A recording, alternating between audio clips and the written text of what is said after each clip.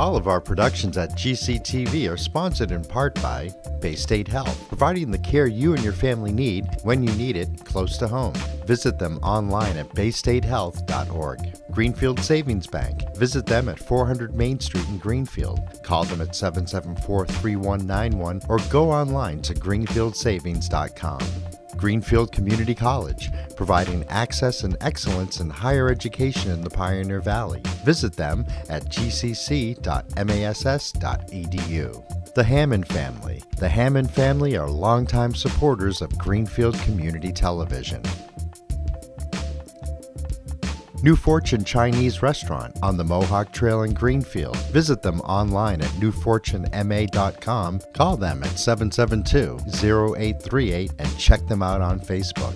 Real Cleaning Services, cleaning Hampshire and Franklin County since 1972. We don't cut corners, we clean them. Check them out online at realclean.com. Call them at 413-422-1143. People's United Bank, located at 45 Federal Street in Greenfield. You can call them at 774-3713 or visit them online at peoples.com. The Solar Store of Greenfield, replacing fossil fuels and nuclear power one home at a time. Visit them at 23 Fisk Ave. Call them at 413-772-3122 or visit them online at solarstoreofgreenfield.com. Thank you to our sponsors for supporting all of GCTV's productions.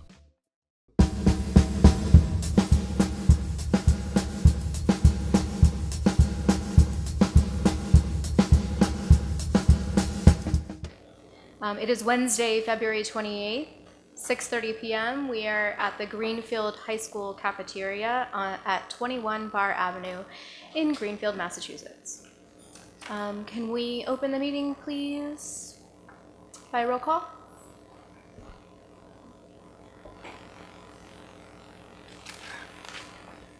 Committee Member Ekstrom. Present. Committee Member Karen. Here. Committee Member Hollins. Committee Member Ward. Absent. I am present. Chairman Nunez. Here. Mayor Martin. Here. And we have the superintendent. Thank you. We have a quorum. We are being recorded right now by GCTV. If there are any other members of the public that are recording the meeting, can you please state so now? Seeing none, we will continue. Before we jump into the topics that we have on our agenda today, I have a couple of statements to make. There have been a lot of events that have occurred over the past couple of weeks, and I just want to clarify a few things with our members and also with members of the public. First off, I'd like to say that the superintendent has been working in close collaboration with the Chief of Police and Fire Department in reviewing our safety protocol and emergency response. This work was initiated prior to the Parkland shooting 2 weeks ago. It has continued at a heightened pace over the past 2 weeks. And although I cannot speak to each member's individual thoughts or emotions on this topic, I can say that we are all deeply committed to the safety of our students, faculty, and staff here at the Greenfield Public Schools. And I did receive requests from committee members to add school safety as an agenda item to this meeting or a special meeting. And I made the call not to do so, but not because this topic is not important, but simply because I actually believe that this topic is quite important and we need to have plenty of space to deliberate on it. I also wanted the superintendent to have a chance to provide the materials necessary for us to have a deep discussion. I want to clarify also with our committee members that agenda item suggestions are always welcome. You can call me, you can email me. As well, I intend to add at the chairperson's report a list of any agenda item requests that I've received. And at the end of our meetings, we will have an opportunity to weigh in public session related to any suggested agenda items. So I just want to make sure that everyone knows that their voices are being heard. In addition, we have received a a bit of input related to the Be Begun found at the Greenfield Middle School. And I want to be clear that the district, we've received input related to the district's communication on this. And I want everyone to know that we also take this very, very seriously. And again, I believe that district communication is a very big topic that deserves to have sufficient agenda time. This topic will show itself at the March 7th meeting in some form. There is a possibility that it may be necessary for us to create a task force or subcommittee to review district communication. This is quite a big topic.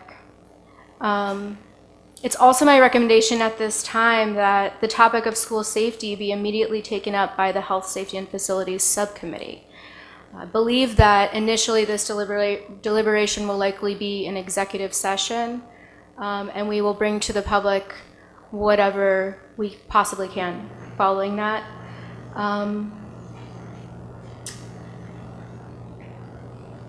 I would entertain at this time a motion to send this item to the Health, Safety, and Facilities Subcommittee. So moved. Second. That was a second from Member Hollins. Is there any deliberation on this from the committee? Member Hollins? I would just say that there are a variety of school committee policies that deal specifically with school safety, and as long as we're taking up the issue, perhaps we could review those and see if they're up to date and or what we're missing that we should have.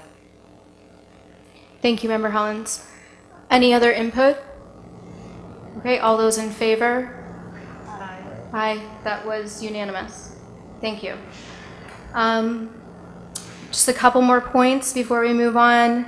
There are at least one student walkout is planned for March, and I believe there may be one planned for April. This is also coming to the next school committee meeting, that is March 7th. The committee will receive information on this from the superintendent. Pardon?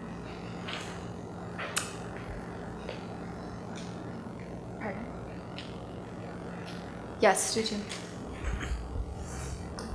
Regarding the student walkout, I want to clarify, this is a request from the student body, particularly at the high school level, to participate in the walkouts. There are national events taking place. There's one planned on March 14th.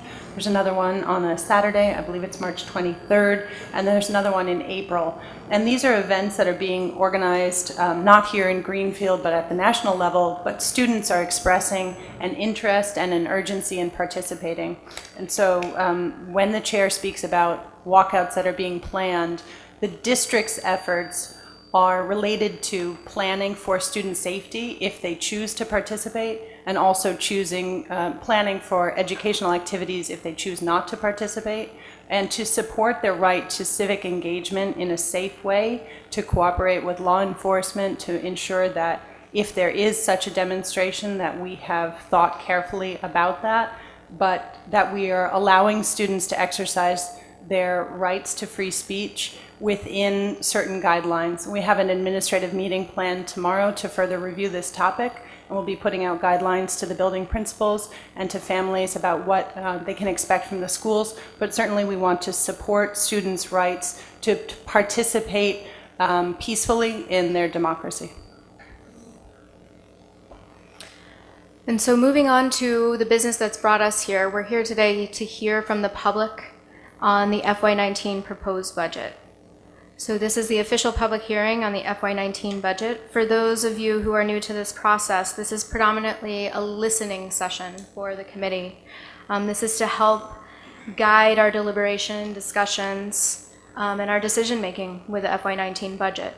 Our final budget vote is scheduled for March 7th. For members of the public, I believe that Susan Farber was, I don't know if you want to raise your hand a little bit, creating a list and checking in with folks who are interested in speaking on the budget. Please check in with her to ensure that you are on the record. It is our commitment to hear from anyone who would like to speak to the budget. So we will open the public hearing and keep it open for the duration of the meeting. So if there are some latecomers that would like to speak to the budget after this initial round, they will have the opportunity to do so. As well, if there are members of the public that are not able to attend this meeting but are interested in weighing in, you may email us your comments or phone your school committee members. Please let us know. We would like to hear from you. Each member of the public will have 3 minutes to give us their input. Committee members may ask clarifying questions, but generally speaking, this is a listening session. We're not interested in getting involved in a extended conversation. This is partly due to time and partly due to respect to members of the public, because it's our time to hear from them. I ask that the members of the public that are asking to speak, that they wait to be recognized before speaking, and that they communicate respectfully. As with all public commentary, any inflammatory speech or criticisms of specific individuals are out of order. Before we begin, the committee members and the superintendent have an opportunity to make any initial statements. So at this time, if any members have any statements they'd like to make before we hear from the public, now is your opportunity. Superintendent? I'd actually prefer to defer my statements about the budget and the presentation until after members of the public have had an opportunity to weigh in. In part, we don't respond directly to public comment, but in part so I can take those comments into consideration as I present. Are there any members of the committee that would like to speak prior to the hearing? Okay. I would just make a simple statement that we have a full budget presentation coming in this meeting. We have time for deliberation today. We have deliberation at the subcommittee that's scheduled for March 6th. And we will have further deliberation on this budget at our March 7th meeting. So there is opportunity to weigh in and consider our FY19 budget. So at this time, if there are any folks that are ready to speak to the FY19 budget, please. Great. When you come to the table, be sure to press the push button that's on the microphone if it's not already engaged, and state your name and address for the record. And is there a member that could help with timing?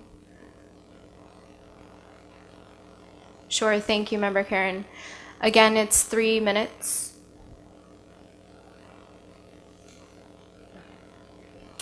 I'm Erin Donnelly Drake, 245 Conway Street, and I am a Newton school parent as well as Newton PTO treasurer and Newton school council member.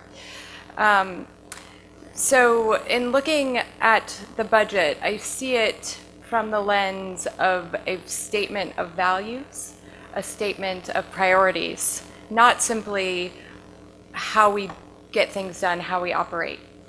And looking at the budget from that lens, I'm a bit dismayed when I look at the local funds, when I compare the 3 elementary schools. In all of those, Newton School is under budgeted compared to Federal Street and Four Corners in teaching staff and paraprofessional regular staff and paraprofessional SPED staff in teaching SPED. And in all of those, in local funds, not in the total, but in local funds, Newton School has less. And yet, when you look at the DESE site and the school report card, you see that Newton School has the most ELL students. Newton School has the most high-need students. Newton School has the most students who are economically disadvantaged. Newton School has the most students of color. And so I question some of the priorities and values for this budget when our local funds aren't as high, and where we're choosing to put the local funds for Newton School in comparison to the other elementary schools. It is also the only level 2 school. And I would say we're a rising level 1, just saying. But when you put the offset funds with that and the total, it gets to about the same level, close to the same level as the other schools. But I'm speaking specifically to local funds. And even when you take the overall total budget for each school, I still have a concern about that when you put together all of those disadvantaged populations who are at Newton School. I know based on my interaction at school council and in PTO, and also from your own minutes from, so I think your subcommittees, that Newton School's principal has asked for a math interventionist, has asked for an additional special education teacher, and I would just hope that those are honored. And I also hope that more ELL support for Newton School. I know that's an issue too. So I just hope you look at the values that you're projecting to this community, not simply this as dollars and cents for how we operate. Thank you. Are there any clarifying questions from committee members? Seeing none. Thank you, Ms. Donnelly Drake.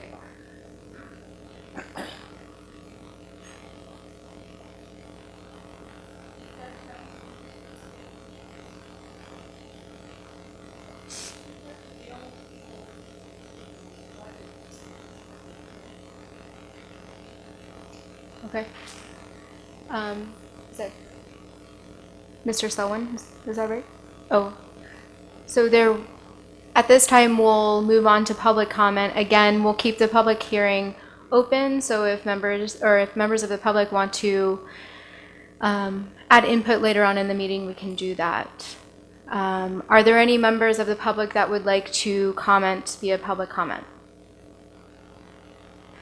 Please come to the table. You will have 3 minutes to talk and state your name and address, please, for the record. Good evening. My name is Andrew Vernon. I'm from 17 Sunset Square, Greenfield. I am a fellow parent of a Newton School student and also of a Greenfield Middle School student. I want to impress first that my intention here is to talk about the BB gun incident, but more the communication surrounding that incident. I have absolute respect for every member of the community, police and school district staff who responded to that incident, and no reason or cause for concern for the incident itself.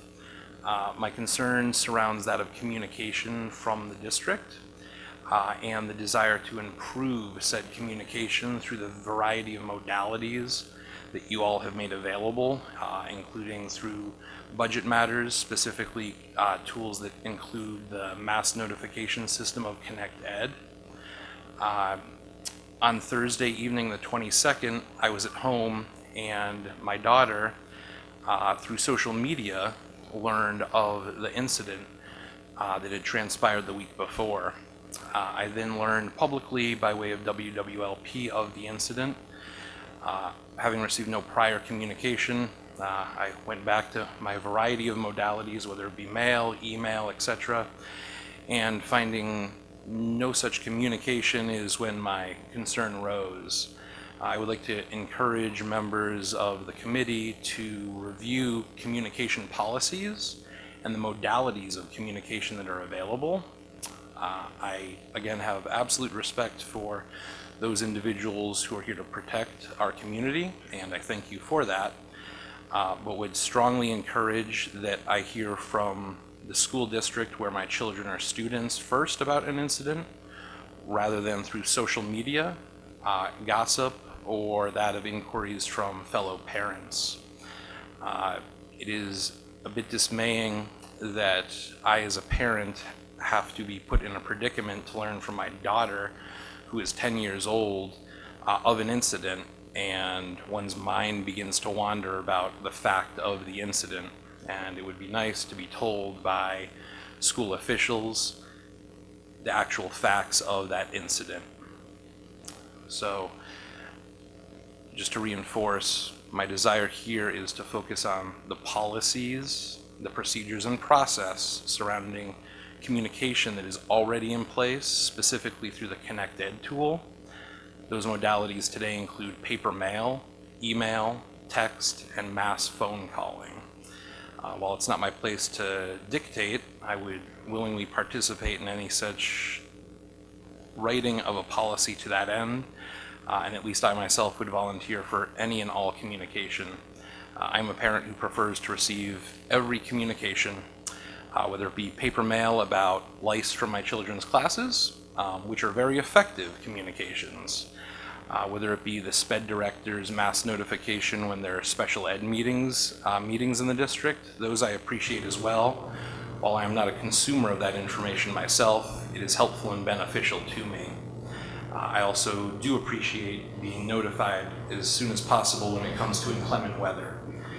Again, to reinforce, I fully recognize that this was not an incident of immediate concern, but having 1 week of ineffective and untimely communication to me as a parent was difficult for me as a parent, but also as a community member to face. And as of the last 2 nights, it's been a challenge in my household to have these conversations, especially when my daughter asks me in repetition why we weren't told and why she learned on the internet about what happened. That's all. Thank you. Thank you. Are there any other members of the public that would like to comment?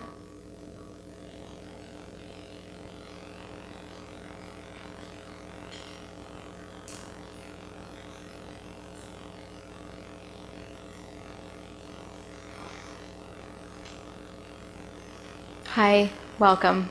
Hi, my name is Stephanie Gary, and I'm simply here to read the words of Crystal Zimmer due to the fact that she has laryngitis. Okay. She resides at 10.5 Stanley Street. Could you move the microphone a little closer? Thank you. Better? Yeah, Okay. thank you. Okay. My name is Crystal Zimmer. I am a teacher for students with severe mental health and special needs with a master's degree and a mother of special ed children. I am here on behalf of my kids, other special ed parents, fellow teachers, and kids who don't have adequate advocacy themselves. On February 16th, I wrote a letter to the Director of Students, Diane Ellis, after finding out that they do not consider mental health in placing extra academic support for students. I heard through multiple sources, and it was later confirmed by Ms. Ellis, that it's a state initiative to pull paras from classrooms. Research shows that by adolescence, delinquency is clearly associated with school failure, end quote. And, quote, ADHD often overlaps with various indices of academic underachievement during childhood, end quote. I have researched the state's recommendations, including the Technical Assistance Advisory SPED document, where it gives its recommendations. I have looked far and wide for the research that's used to back up their claims. If I find any mention of pulling paras, it was not because it was proven that the students perform better without extra support. It was not because there was research proving that it is better for a student's independence in adulthood that they don't get professional support in the foundational years of their life. Most research pointed to poorly trained and unqualified paras as the problems. So why are we not fixing that problem? Wouldn't training be a cheaper alternative to kids killing kids and increasing in violence in our schools? Too many kids rely on school staff to notice their needs because they don't have good advocates at home. Too many kids rely on underpaid, overworked teachers to advocate for them. Too many kids get anxious, depressed, and lost. So when I see that you are pulling paras from classes where the foundational skills built are so important, I can't help but think, No wonder. No wonder kids are shooting up schools. The schools failed them. When the community is seeing an increase in violence and drugs, their family is dysfunctional, and many kids have a predisposition for mental illness. The school is their stability, attention, and advocacy. The way to protect our students in schools is to prevent future shooters. The shooters were failed because of budget cuts, staff cuts, and oversights, and will not be helped by arming teachers or putting officers in schools. So why am I even here when research shows that students need greater supports in early education? Because of money?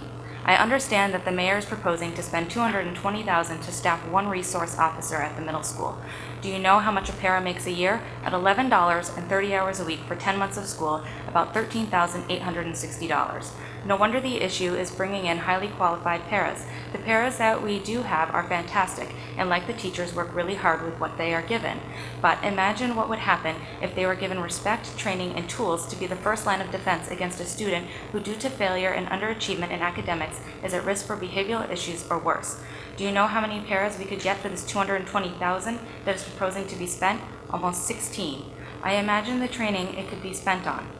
I'm calling on the school district to consider mental health risk in their para grid, invest in children in the classroom, put the money where it belongs with students who need it the most. Stop throwing Band-Aids at big problems by preventing them by providing quality support in younger grades that will carry on into the higher grades. Thank you. Are there any other members of the public that would like to speak at public comment?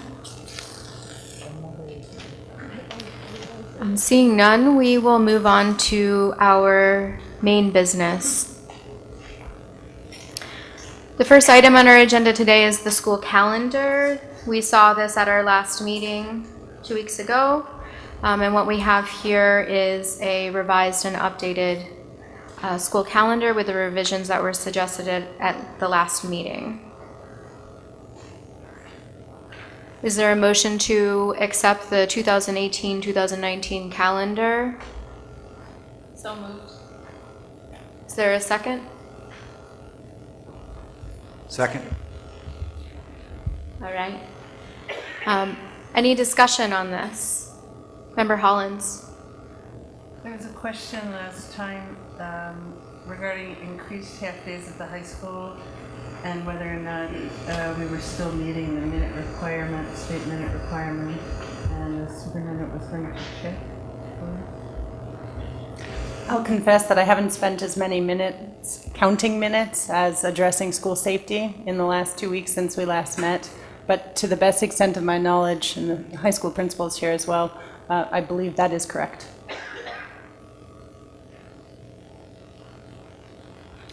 Are there any other? Yes, Mayor Martin?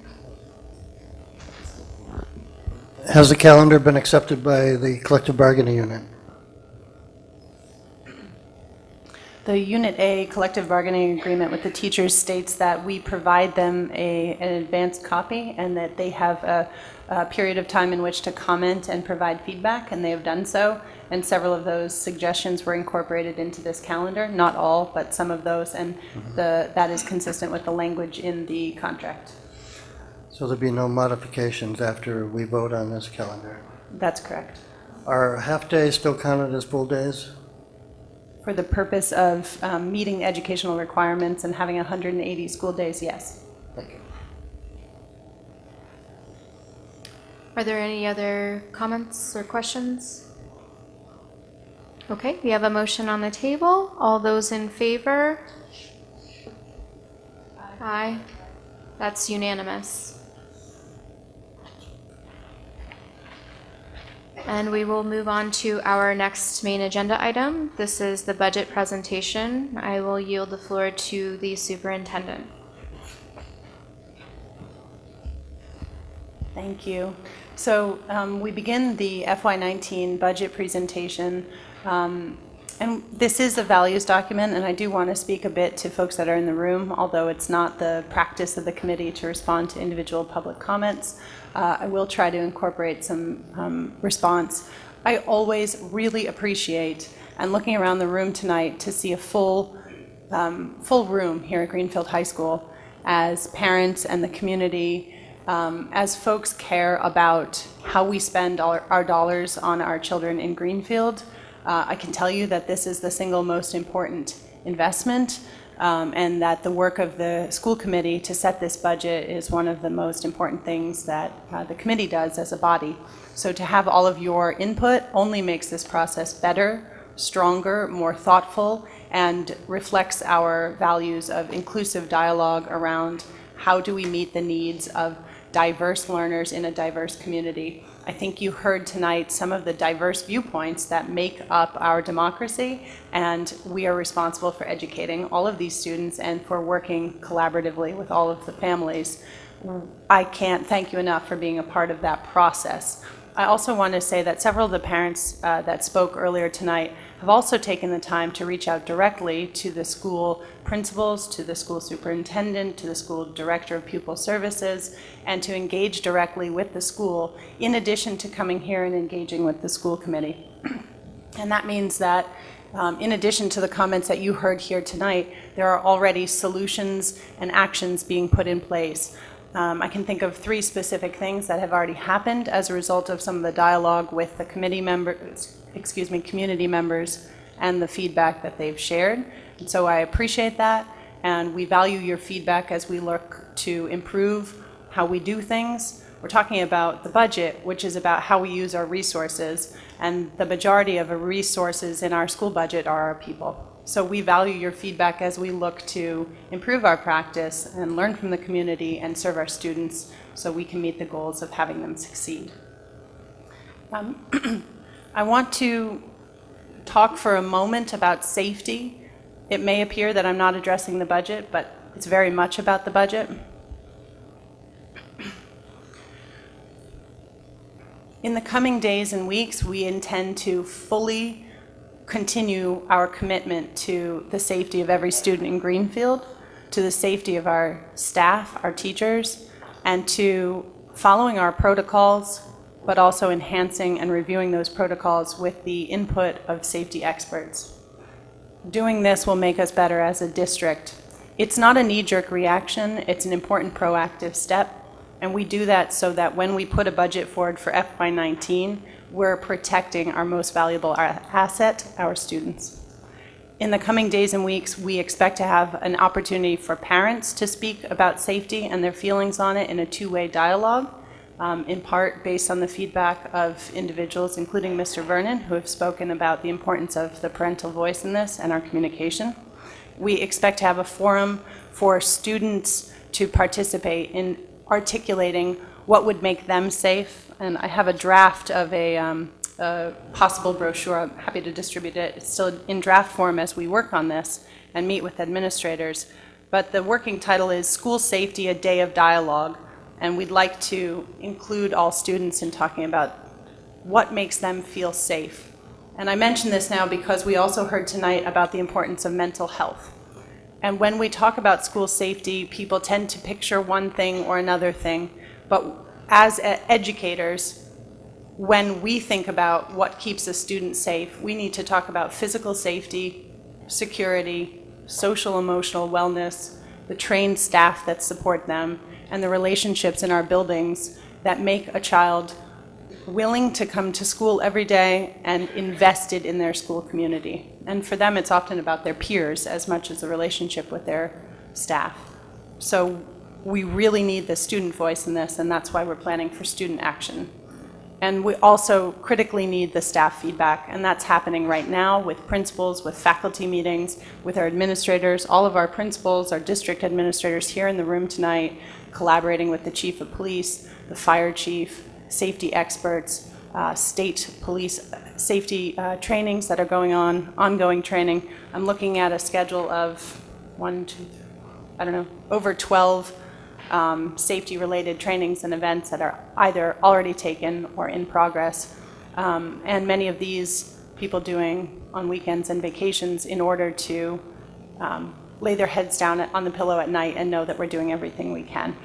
So I put that out there as a way of saying this budget is a values document, and our values are first and foremost to take care of our students in the district, and that means a very broad approach. So thank you for giving the digression.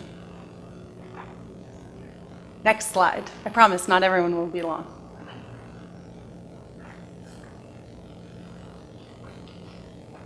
All right, this is our student enrollment. This is current. We have 1,745 students in seats in the 2017-18 school year. This number is somewhat fluid in that in any week, some students move into the district, some students move from the district, but this is an accurate current number right now. Our projected enrollment, as was provided to the committee, is an increase of 90 students, looking at 1,835 students for next year. Our registrar is here with us tonight. If there are questions about that projection in enrollment, it is early. It is hard to give an accurate figure at this point in time when a lot of our movement happens over the summer. But we start with our enrollment and our projected enrollment because we need to adequately staff for the students we have in front of us today, and we need to plan ahead for who's going to be in front of us to ensure their success tomorrow. So if we don't begin with projecting this enrollment, then we scramble at the beginning of next year, and we really want to start in a strong position. Our preschool, the Academy of Early Learning, proudly serves 121 students in half-day and full-day programs. We have 3 fantastic K-4 neighborhood elementary schools that each serve right around 250 students, 253 at Federal, 252 at Four Corners, and 241 at Newton. Greenfield Middle School currently houses also the Mountain Science Academy, 286 enrolled in GMS, 97 enrolled in MSA. And our Greenfield High School, which includes students who attend here in the 8th grade academy in this count, includes 462 students. Yeah, Superintendent, can you break down that projection of 90 students? How do you Lisa, figure that out? I'm going to ask the school registrar to join us at the microphone so we can hear. Her number one fear is public speaking. She's doing this because she loves you all so much. Okay. It was hard at this time of the year to do a projection so early.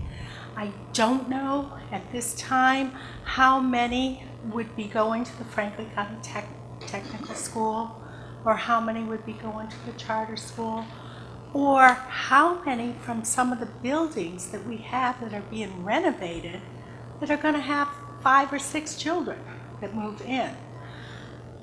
When the buildings were renovated, a lot of people moved out and they were placed in Springfield or in other towns. But now those buildings have been renovated and our numbers are changing all the time. So I used the projection for the best that I could because I don't have enough information right now. It's so early. So have you projected in the past? Did you project last year and the year before and the year before that? Yes, I did. And then what was the result of your projection versus the actual students that came in? It was pretty close. It was close. It was close. We don't have any buildings in renovation phase right now, correct? Except for Green River, which has no program. Correct. So if we were to have 100 new students, where would they go? Georgiana, that would be the superintendent's decision. I just enroll them. We're looking at an increased enrollment across of our schools. So as we talked in the budget and finance subcommittees, we identified where these specific students are and we plan to adjust accordingly. So some are at the middle school and some are at the high school primarily. And we've addressed that throughout specifically where those increases are. So these are all residents of Greenfield, the student residents? Right, these are projected. This is based on if we have this many students in Yes. kindergarten, we roll them up and they go into Yes. first grade. So there's no guesstimate for coming in. For example, we don't add 20% because somebody might move in. This is our best count based on who's in seats right now. So we also have, I think, the empty seats. So what I'm concerned about, if we're projecting 100 students, then they will have to go wherever what grade they're in, if they're local students. So are we maxed out in classes, so we don't have any information on the classroom size? We don't have information other than a projection of 100. We have that projection, but still, I expect 25 maybe to go to Franklin County Technical School. But that would be a reduction, right? Correct. But I don't know that. What happens is the students apply, but then I find that some of the students come back. They don't like it, so they come back. So I went with the full projection, but we do have students who will make other decisions Right, in the and next few months. And so another trend that I've noticed over the enrollment years is a decrease in 11th and 12th grade. So we seem to hover around 90 to 120 in the class, and then when we get up to 10, 11, and 12, we lose students. Correct. So did you account for that loss again in this projection? No, because the numbers are rolling up higher this year, higher than before. There's more 10th graders going to 11th, and there's more 11th graders going to 12th. Usually, we don't lose many in the 11th and 12th grade. Usually, we don't. Well, we have been graduating classes 88 to 92. Correct. And all our other classes are 120, 140, 150 from 8th grade down. Correct. All right, thank you. Member Hollins? I was just going to say that if there is a projection of approximately 100 students and we have 5 schools, if there wasn't anything specific and it ended up being an average of 20 students a school, we probably have 20 classrooms. So it doesn't sound like, you know, if it's distributed across the whole district, that would require more staff necessarily. And I think what Lisa was referring to, although I'm not sure, is there were some housing developments that were being renovated, not our schools, where all the families were displaced. And with those being done, it's a recurrence of all those families and how many students usually live there when they're not displaced. So I think that's what she was trying to explain, although I hadn't asked. That's correct. Thank you, Member Hollins. Any other questions related to enrollment at this time? Okay, Superintendent? Thank you. Thank you. Ms. McGinnis? I will say the enrollment projection breaks down the anticipated class sizes, and it describes, for example, the current enrollment in 8th grade is 122 students, the 9th grade enrollment is 135 students, and in part that's because we opened up some choice seats with the renovation of the new building. So we have larger class sizes coming into the high school now, and those students are rolling up.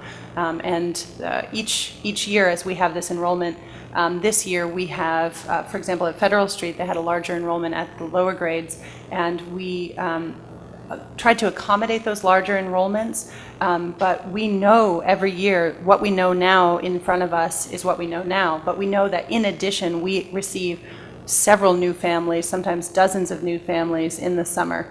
And so we do need to have some space in our projections for summer move-ins, or we experience what we experienced this year, where we have a large class starting that year and we haven't adequately planned for those summer move-ins. In front of you, you're looking at a different way of counting enrollment. And this is important to our funding formula as we receive aid from the state in the form of Chapter 70 aid. And this is our foundation enrollment. So this is not children in seats in front of you. It does include vocational students. It does include our out-of-district students. But this is our foundation enrollment, which is a particular technical calculation in the state aid formula, which is 1,964. It's just under half elementary. You can see the breakdown.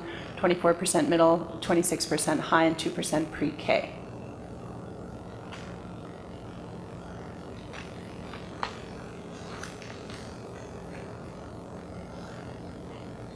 The next slide talks about our per pupil funding. And you can see the last 3 years and the state average. sometimes we're always hovering right around the state average. In the FY16 budget cycle, we were just above state average. And in the FY17 budget cycle, which is the last complete budget cycle that we've just gone through, we're currently in FY18, we were well below the state average in terms of per pupil spending.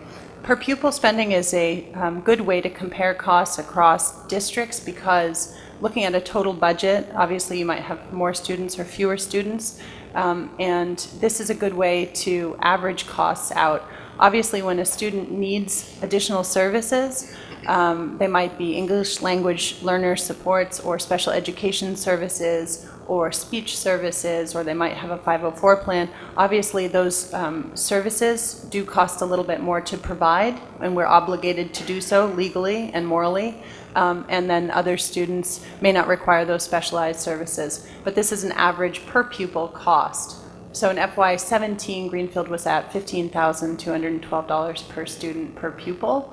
The change from FY16 to FY17 was to decrease over $700 per pupil. And as a percentage, that's a 4.7% decrease in per pupil spending. And that is reflecting an increase in our enrollment, a continuing increase in our base enrollment as students continue to come to Greenfield, as well as some of the extraordinary costs that we do have. Mayor Martin? Superintendent, and the cost per student or per pupil spending, what is used for expenses? This is can you go back to the previous slide, please? This is according to the DESE slide, the Department of Elementary and Secondary Education per pupil spending. So they look at all eligible expenses for per pupil costs. So would you say this includes the school budget with the grants? So they look at the end of year report, they look at the Schedule 19, and they look to see how those students are eligible, and I believe that includes in all funds.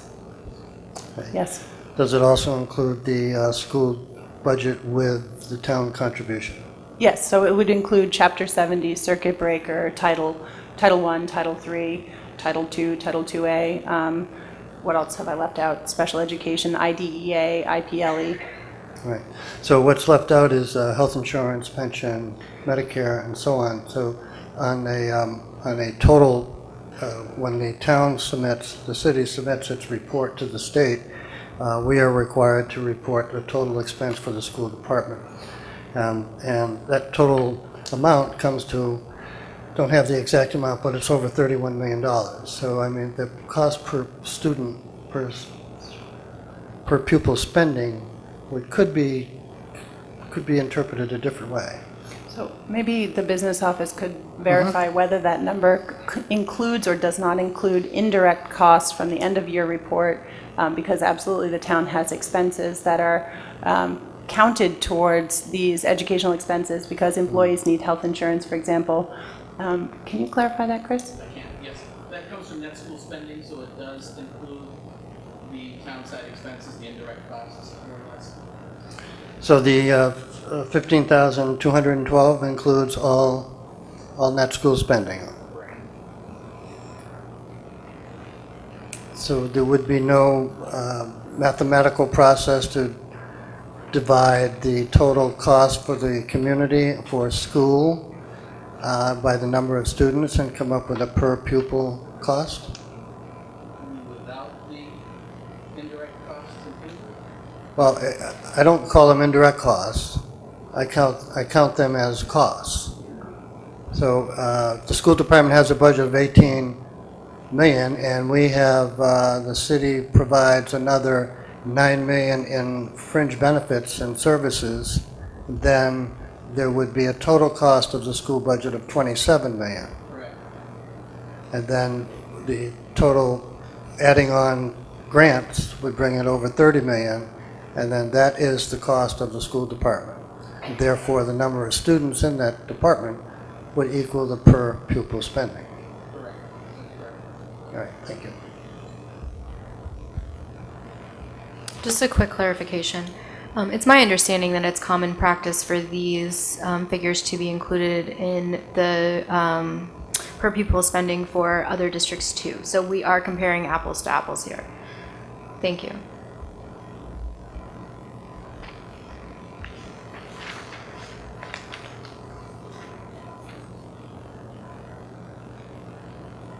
The next slide is about choice in. So in FY18, we have 94 students that are choicing in. So we have about 100 students per year over the last several years. We sort of have an average, right around 100 students that are accepted as choice in. In the most recent complete year, this brought in revenue of $576,000 to Greenfield. Students choosing Greenfield, and the state assigns a dollar value to those students, and because they're being educated here in Greenfield, provides some funds that follow the student to support their education here in Greenfield. Of course, this varies as the school committee sets the number of school choice seats. So in the last several years, we've been very careful, and we've set very selective number of seats to ensure that we are never adding a teacher for the purpose of adding a classroom of students. So this limits how many students we can accept as choice in students. However, every student that does sit in an available seat brings with them some revenue that we can then enhance programs that further generate interest, and more students come back to Greenfield because of those quality programs and opportunities, our arts, our music, our beautiful high school that we're sitting in right now. So we'll come back to the conversation around choice. This is obviously, it's a dynamic number, and there's no vote on choice right now. But when we talk about the budget, choice in has become a very important part of our budget. And to reiterate that this is an all funds budget in front of you. So when we talk about school choice, it used to be that in many districts there was essentially the budget and then a school choice slush fund. And that's not the case anymore. Across the Commonwealth, more and more, school choice is becoming part of your operating expenses, in the sense that, not necessarily per se, but in the sense that you rely on it to enhance those programs and services, to provide things that you'd really like to provide, such as arts and music. So calculating and counting on school choice becomes important, and sudden shifts in our school choice program. For example, if we were to not accept any school choice students into Greenfield next year, that would be a significant difference from the revenue coming in from school choice and our ability to accept those students right now. Question here from Mayor Martin. Superintendent, did we have more choice in money this year? Do you have the FY17-18 comparison? We have less school choice in money in FY18 than we did in 17. 17. Why was that happening, do you think? Cap on students choicing in. Oh, cap. So for example, I don't know if you recall, at our conversation at each elementary school, we asked the principals, how many seats do you think you might have open without adding any teachers? And they said, well, we might have 5 as an example. But of those 5, we want to leave at least 3 because we might have move-ins, right? And then we might have students that come to federal from Four Corners, so we have some within Greenfield. And we want to leave the priority for Greenfield students. So then we might only advertise 1 student choice seat in that particular grade. So we've made some significant limits on choice in order to follow the school committee policy there. Where we have more room, obviously we can accept more students. Thank you. Just one more question. Our choice out has now gone up again to about 2.5 million. What do we attribute that increase in the last 2 years to? Do you have that figure in front of you? I believe that's charter and choice. So that's... I think charter is 1.2 and choice out is 2.5. We can look it up. You might be right. Madam Chairman, Yes, Member Hollins. I think one reason choice out has increased is the state allowing more charter schools in the area, and to allow by petition the charter schools to either increase their grade range or their student capacity. That may not be the only reason, but that's one reason. Thank you. Member Ekstrom. Oh, it's okay. So the choice out, that has increased. Is that inclusive of special needs students who have chosen to go to a different district as opposed to being placed in a different district? School choice here is distinct from out-of-district placement. But would if a special needs student chooses to go to another school of their own accord, That would be in choice out. that would, and so. A district decision to place somebody in a Yeah. private school would be an out-of-district placement separate than school choice. Right, and so do we have any? You wouldn't know, sorry. If we have any special needs students that intentionally choose to go elsewhere? I don't know if the director has that breakdown. I don't have that breakdown with me tonight, but we could get it before the vote. It's a good question. Whether we have the number of students in choice out, I don't know if we do have it, but we can look. The number of students in choice out who are special education students. Only because that would skew the number higher that we pay. That information is available, but I didn't have it prepared for tonight. Just curious. We'll bring it back to the March 7th meeting. Thank you. Member Hollins. I wanted to mention, we did talk about this with the special ed administrator at one of the budget subcommittee meetings. And the reason it was high interest is that when a student choice is out, we send $5,000. There's a cap, it's still the cap, for tuition, but then we pay 100% of special education costs, so that our number of students may not have gone up, but the amount that we're paying for special ed services may have gone up. And I believe Diane Ellis went through that and did show us what our special ed costs were. And I think it's a very interesting topic, and I believe it's been quite a few years since there was a survey of parents going out and why. It's just my recollection, we haven't done that in a while. We do continue to reach out to families when they choice out. We don't always hear back from them because they've made a choice to move. But in working with the registrar, we've re-upped this commitment even recently because we want to, if there is anything that we could offer here in district, we want to know why, and we want to be working with families. So we've sort of renewed the commitment to that outreach to families.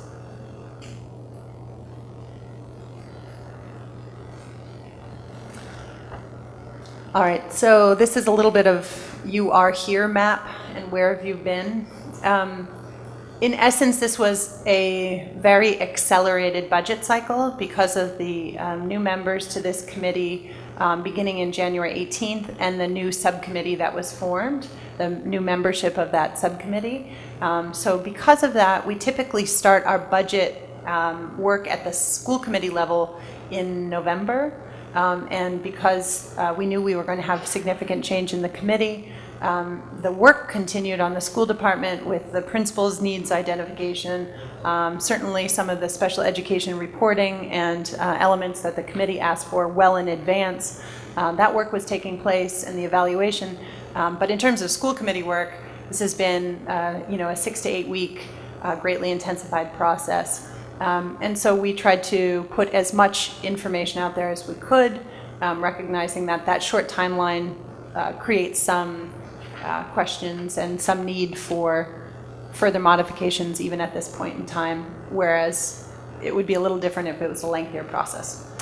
Just to remind everyone, when we talk about the budget, it's an all funds budget. So what you see in front of you are our use of grants, as the mayor talked about, things that are not funded by the local taxpayer. So things that are what are called entitlement grants, grants that come to us because we have a high level of student needs. We get Title I grants. I really appreciate you taking a look not just at what's being funded, but how it's being funded. That's really terrific. And we are trying to use those equitably. Although if we had additional funding, we could be even more creative, of course, about how we're really targeting those needs. So this is an all funds budget. You have the access to Munis reporting. So the school committee gets every month a printout of where we are at this point in time. And I should say, as of today, we are 96.7% spent on the current year's budget. So we're sitting here in February, 96.7% of this year's budget has been encumbered, and you have that kind of real-time reporting available to you. And then this maintains the trend, which is also the law, which is convenient, towards site-based management, which means that the principals sitting here tonight made recommendations about their budget because they're responsible for their budgets and they're responsible for their schools and their accountability and their staff. And so they need to make these recommendations. In most cases, I was able to support the principal's requests, but not in all cases. So when I come before you with a superintendent's budget, we heard needs identified tonight that have already been removed from this budget. And it's not because I don't support them, it's because we're trying to balance the needs of our students as advocated for by our principals with a realistic, lean budget. And I believe that we have done that, and I believe that this budget is quite lean. And if you ask any principal in this room, there are 5 positions that they wanted to advocate for that they did not. And that's because we are all being good stewards of public funds and being very creative while still advocating for our kids. All right, this is a little bit about strategic planning. These are some of the dates. Those of you on the Budget and Finance Subcommittee, these will look very familiar. We heard from our principals, we heard from our secondary principals, we heard from the departments. You can see where the revenue is coming from, and you can see whenever possible, we don't use, a sort of a guesstimate, we use a true cost. This includes things like this year's salaries have been reflected in next year's budgets as actual true costs for next year, each person at each step level. This is really a process to engage everyone in the stakeholder process. And everything we do is aligned to our strategic plan.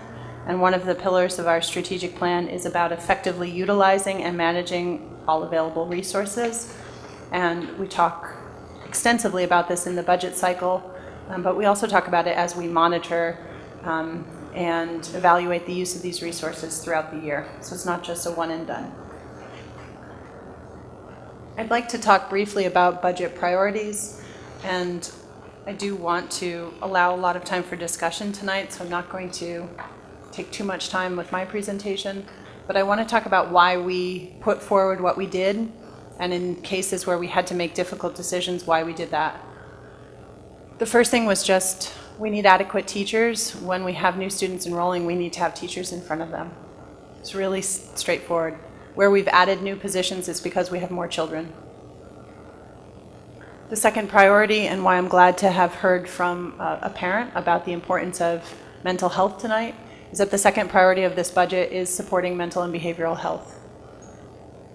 We've added in this budget school psychology, behavioral support,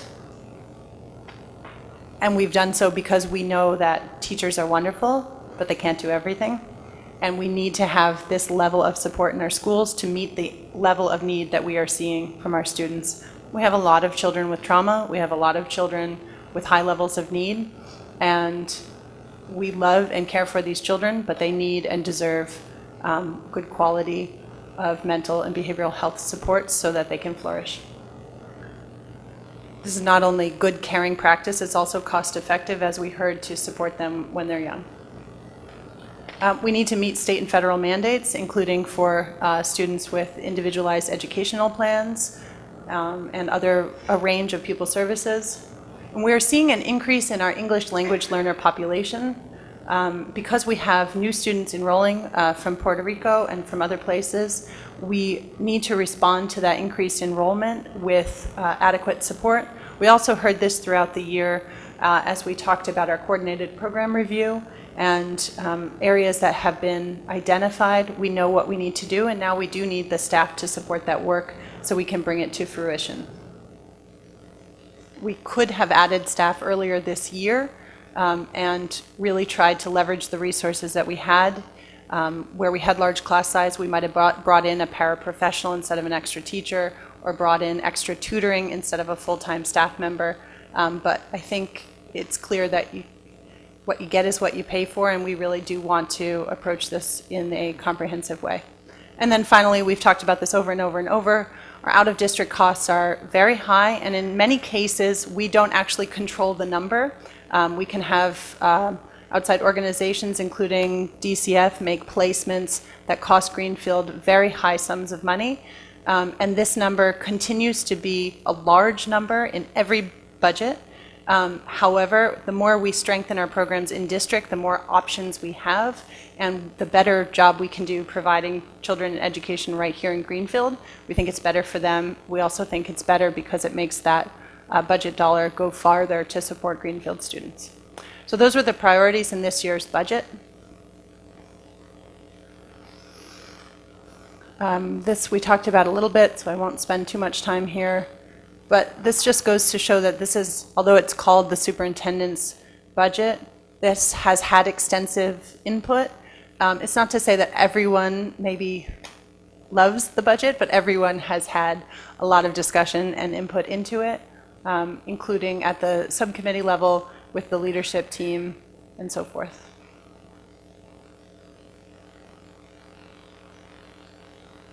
So this is the timeline from here. So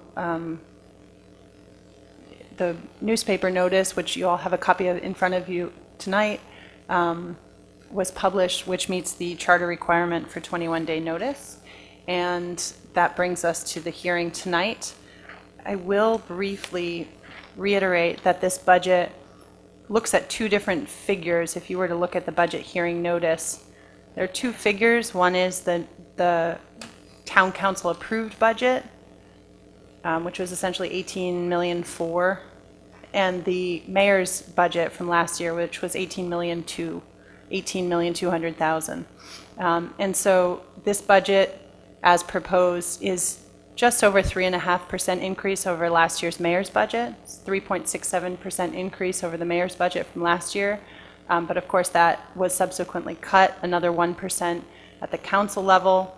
So the resulting percentage increase appears an extra percentage point higher, but the committee, as you know, has voted to restore that. Even if restored, that will create an operational deficit next year because they will be restored as one-time funds, and it will not be restored to the base unless the council has a mechanism or chooses to do so. So I want to draw your attention to that. Overall percentage increase is slightly higher than in previous budget cycles, but it's in part due to the cut beyond the mayor's budget. This is a timeline for state revenue. When we'll hear more, the governor's budget has been released, but we're waiting obviously on the House of Representatives and the Senate budget. Here are the revenue estimates for local aid. Governor's proposal gives us a slight increase over last year's, or this year. I'm already into next year, so this is this year. We've estimated our circuit breaker aid. This is aid for extraordinary special education costs. Our receipts this year are $886,000. Governor's proposal is for $814,000. That may well change.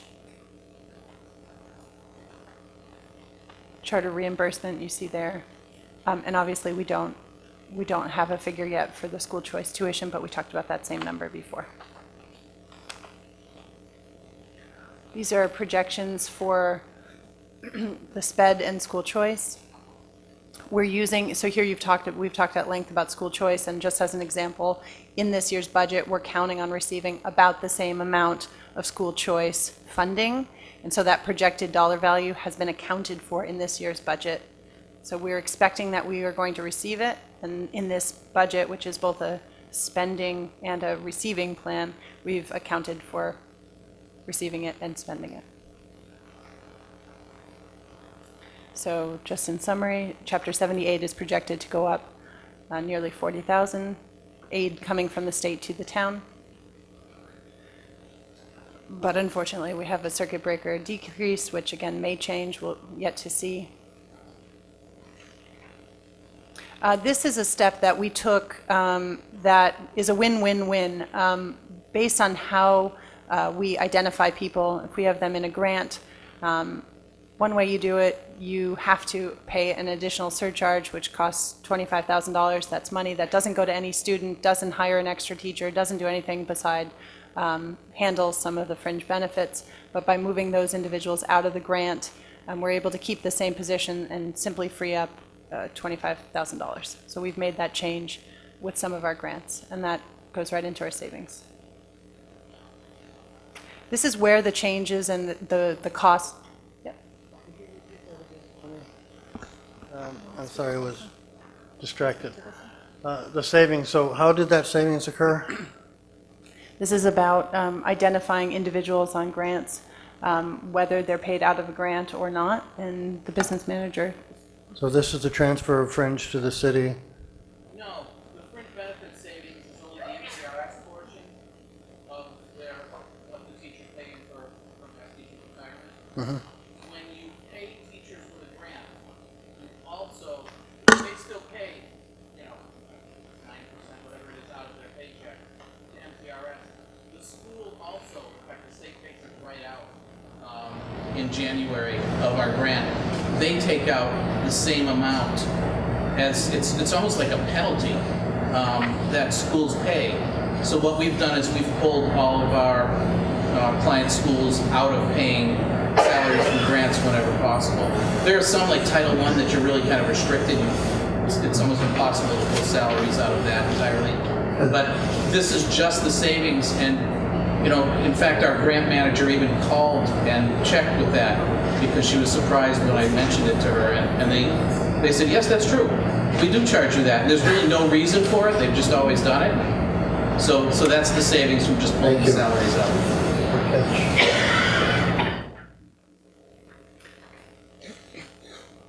The next slide is where the increases in this year's budget have come from. The large teal blue section you see, the numbers are light. The number is $371,888. That are salary and contract obligations. Through the budget cycle, we were asked for a figure, and we used a working number of $375,000. It turned out to be quite close. There's $371,888. 371,000. It's late. 888. So that's the cost of salary obligations, contract obligations. To do the same thing we did next year costs more than it does to do that same thing this year. So those are essentially fixed. These are individuals in collective bargaining agreements, and we want to continue to pay them a fair and living wage, and the cost of living continues to go up. On the right, the light pea green side is special education costs, and these are increases, again, in that difficult to manage, high, extraordinary costs that are out of district, DCF placements, and essentially in this year's budget, we have over $800,000 of placements that involve stakeholders that are outside of the Greenfield Public Schools. So these are things that are essentially handed to us that we are required to absorb in the budget, and we have made every effort to contain these costs, and we have contained them quite well, and I will give Director Ellis credit for maintaining costs wherever possible, reducing costs wherever possible, in terms of still meeting student needs and doing so without sacrificing student needs. And that's an important and delicate balance. So this is an increase in that line. All right, this slide needs a little explanation. This slide includes some that were proposed and not included, so please bear with me. The first position is a classroom teacher. This was requested. It was actually not included. All right, we talked about this because Greenfield Middle School is seeing an increase in enrollment. The Greenfield Middle School principal is here tonight.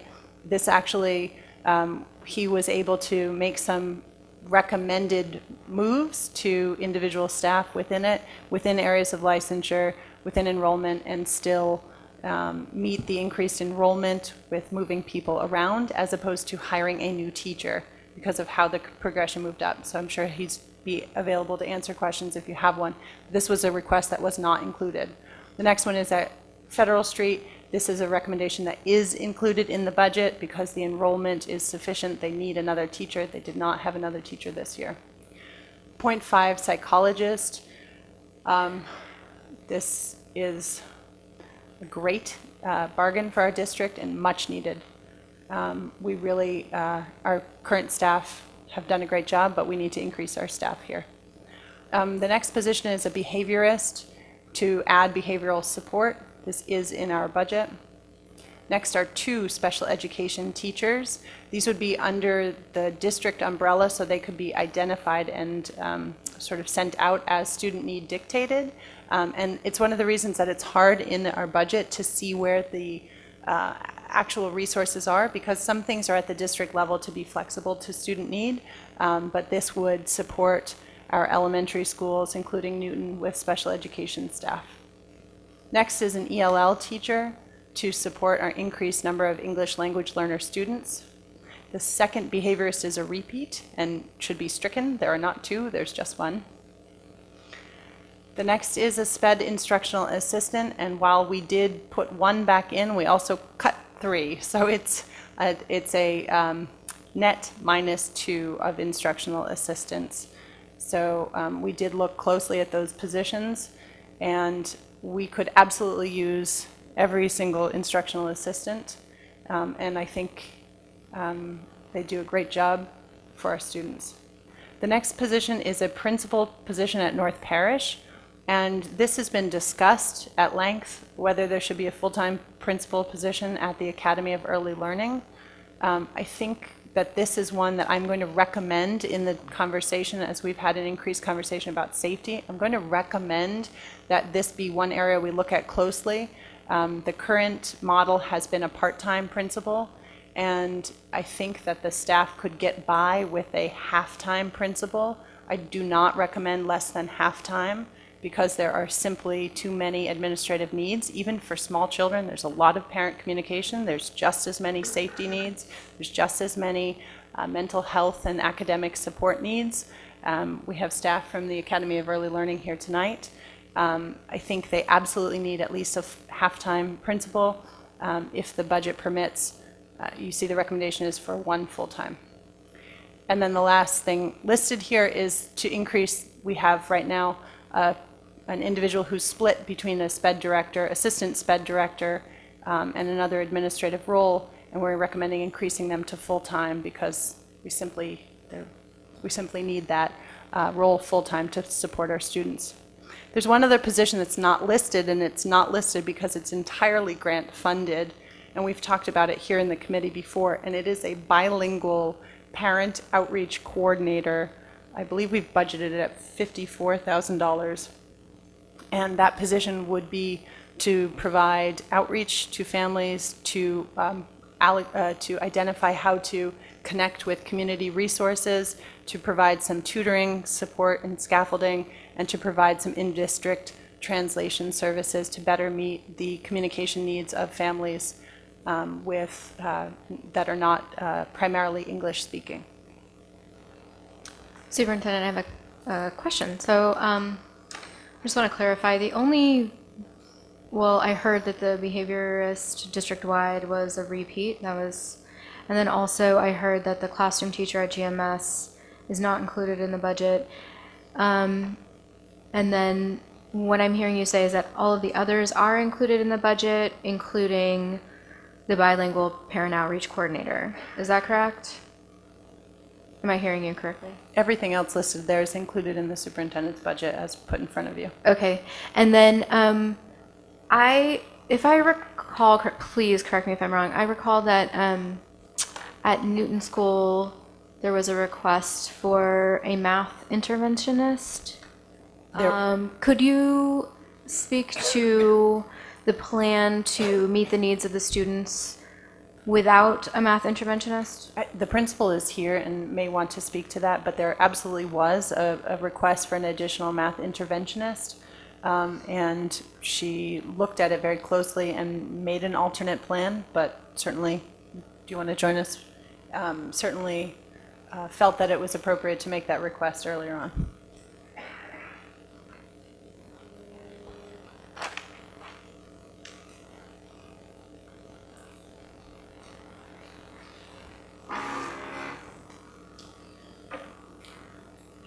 Newton School recognized the need for a math interventionist and also a special ed teacher. Also very concerned about our rising ELL numbers.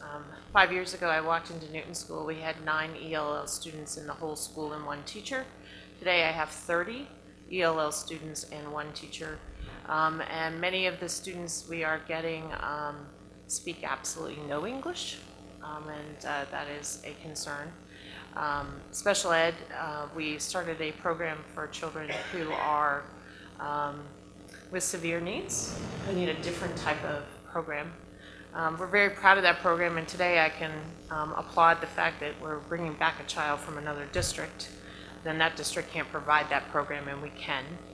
So we made some money today by having that program. The need is still there. The need is a serious need. I look at my data regularly, and math is a place where we really are lacking in a specialist in math. We have multiple reading specialists. 2 years ago, I had a half-time math interventionist, and I made the decision when we had to make budget cuts to reduce that position to save something else. I feel like as an administrator in Greenfield, every year I'm cutting one thing to stop a crisis in another thing.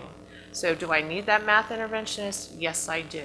Do I need that special ed teacher? Yes, I do. Do I need another ELL support? Absolutely. This year, Miss Ellis was very kind and managed to find a instructional assistant who spoke Spanish, and I wish we could clone her. I need 3 more. We're all talking about taking Spanish lessons over the summer to help our growing need. What are we going to do for math? We're going to try to do more ELT activities that are math-based. We're going to try to see if there's grant funding for professional development for teachers so that they can teach math in a stronger way. We're going to look at adding more time to the instruction of math. But every time you do that, you're taking away from the reading. It's a case of our reading is going really, well, but we need a specialist in math. And so I really just looked at one thing and looked at the other and said, we'll have to figure something out because we don't have the money for it. So do I need it? Absolutely. So, I mean, the needs are right there. Special ed, ELL, Greenfield is changing. The demographics of my school have changed tremendously in the last 180 days from last year. And so the math, we just have to look at different things and look for grants to provide more support. Thank you, Principal Goodwin. Does anyone else have any questions for Principal Goodwin while she's sitting here? Member Hollins? No specific questions. I would just like to say that I appreciate the work that goes on at Newton School and all of our elementary schools. I hope we can have them present sometime. I do have one question. Do we have any support in the library at Newton? Nope, that was a reduction 2 budgets ago. I did that to save a classroom teacher. Okay. Any other? Oh, pardon. Go ahead. I guess that's what I'm trying to say, is every year we're at this table, we're talking about funds, we're talking about making reductions. And every year, as a principal, I make a decision. I believe in the arts. I believe strongly that as an elementary school, I needed art, music, and PE, and I still very much believe that that is a critical component. So do I cut a music teacher and an art teacher to have somebody in the library? Absolutely not. So I have a para who does some work in the library. She makes sure the books are put on, the shelves. She works with some students on reading, but that was a cut, and that was a decision made in the best interest of the needs of the school. Do I wish I had a full-time librarian? Yes. Do I wish I had money for new library books? Yes. I don't have that. Thank you, Principal Goodwin. Mm-hmm.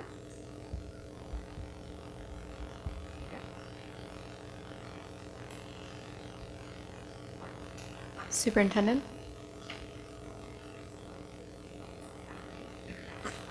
The next several slides take you through how there is a determination of city and town, local and required contributions. It's a bit mundane, and I won't walk you through it, but this takes you through the calculations of the state, essentially, which take into consideration your property value and this fantastic thing called local effort, and it walks you through the formula right here. So math teachers everywhere should be glad that we are showing our work. And on the next slide, it continues. This is step 1 through 7. Here you have, although I apologize, the heading is wrong, the information is correct. As you march through, you end up with your target local share of the budget and the aid that comes from the state. And as you continue on the next slide, you see, as you continue, you see the municipal revenue growth factor, the preliminary contributions, and this is, these are the calculations that drive the state aid formula and drive towards what we get in state aid. This is a good time to say Foundation Budget Review Commission has made some significant recommendations to a change in this funding formula, which is widely recognized as outdated and leaves cities and towns generally struggling with how to meet educational needs for their students. And again, you see the foundation enrollment come out, the foundation budget. So these are things that we've talked about. You see them come out here. Prior aid, the increase. There's that. The result of that is that $39,000 increase in aid that we talked about for a projected 90 more students. And then here you can see the history of that over the last 10 years. Our enrollment changed, the budget. For you data fans. And that brings us to the end of our budget presentation. Really, this is meant to be a dialogue, so I hope that there are there's a lot of people in the room that contributed to this. I'd like to thank everybody on the school department. There's a lot of work that goes into this. And I'd like to just close by saying that we have great schools. Our teachers and administrators make them great. Our students are wonderful. This is a great place to work and a great place to send your children. Love being here in Greenfield, and I hope that with the changes that we make in the FY19 budget, that we can continue to keep our kids safe and secure, and that they will succeed. Thank you. Thank you, Superintendent. At this time, let's open the floor to any questions or comments that members have. I know Member Hollins probably has quite a few. Would you like to start, Member Hollins? Sure.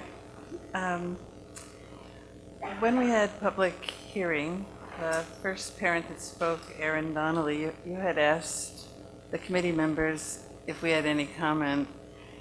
I thought about a comment, but parent Emily Donnelly Drake made my comment. And what I wanted to say and what I want to start with is when we do a school budget, it's really a value statement of what we believe is important, and everyone who has a voice in this, voting a budget on the school committee probably has we may have different values, which is what makes the dialogue interesting, and that I welcome hearing different values of different members, but my comments are based on what would be some of my values, and really I get my eyes glazed over when I was reading all these, how the state does their forming and everything, because I'm really interested in, do we have library books? But I think from the beginning of public education, the key issue has been, can the students we educate read? Because if they can read well, they can learn anything they want to learn on their own in any career they want to pursue. And can they do mathematics? Because then they can compute. And with those two skills, they can do anything there is in the world. And that's going back to the beginning of public education. I really believe that. So my comments a little bit are about instructional materials for teachers. And do we teach reading and math? So I was looking through, it's pretty clear. We have about the same number of students at every elementary school, give or take, that's our presentation. And when I looked at, we have a staffing budget, which I really appreciate. And when I looked at that, I was looking at reading and math. This isn't a criticism, it's just an observation. At Federal Street, we have, this is what I saw, one reading teacher for about 250 students, this is a reading support teacher. All of our teachers at the elementary level I know teach reading, that's the primary program, and they all teach math. But for students who need additional assistance, it looks like we have one reading additional teacher, one math teacher at Federal Street. It didn't look like anyone in the library, which I think is a great, that may or may not be true, but it's really important in elementary schools that people can access, we have current library materials and people can access them. And I didn't see any tutors, which is generally someone a little more trained than a paraprofessional who can work with individual students. And then I went to Four Corners. It looked like we had one reading support teacher and one library/reading support teacher. So we had two reading people there, more or less, for the same number of students, one reading, one math at Federal Street. And at Newton, we had two reading, no math, no tutors, no library, and then one reading teacher for the whole middle school, 400 students. That's correct. So my value would be that we have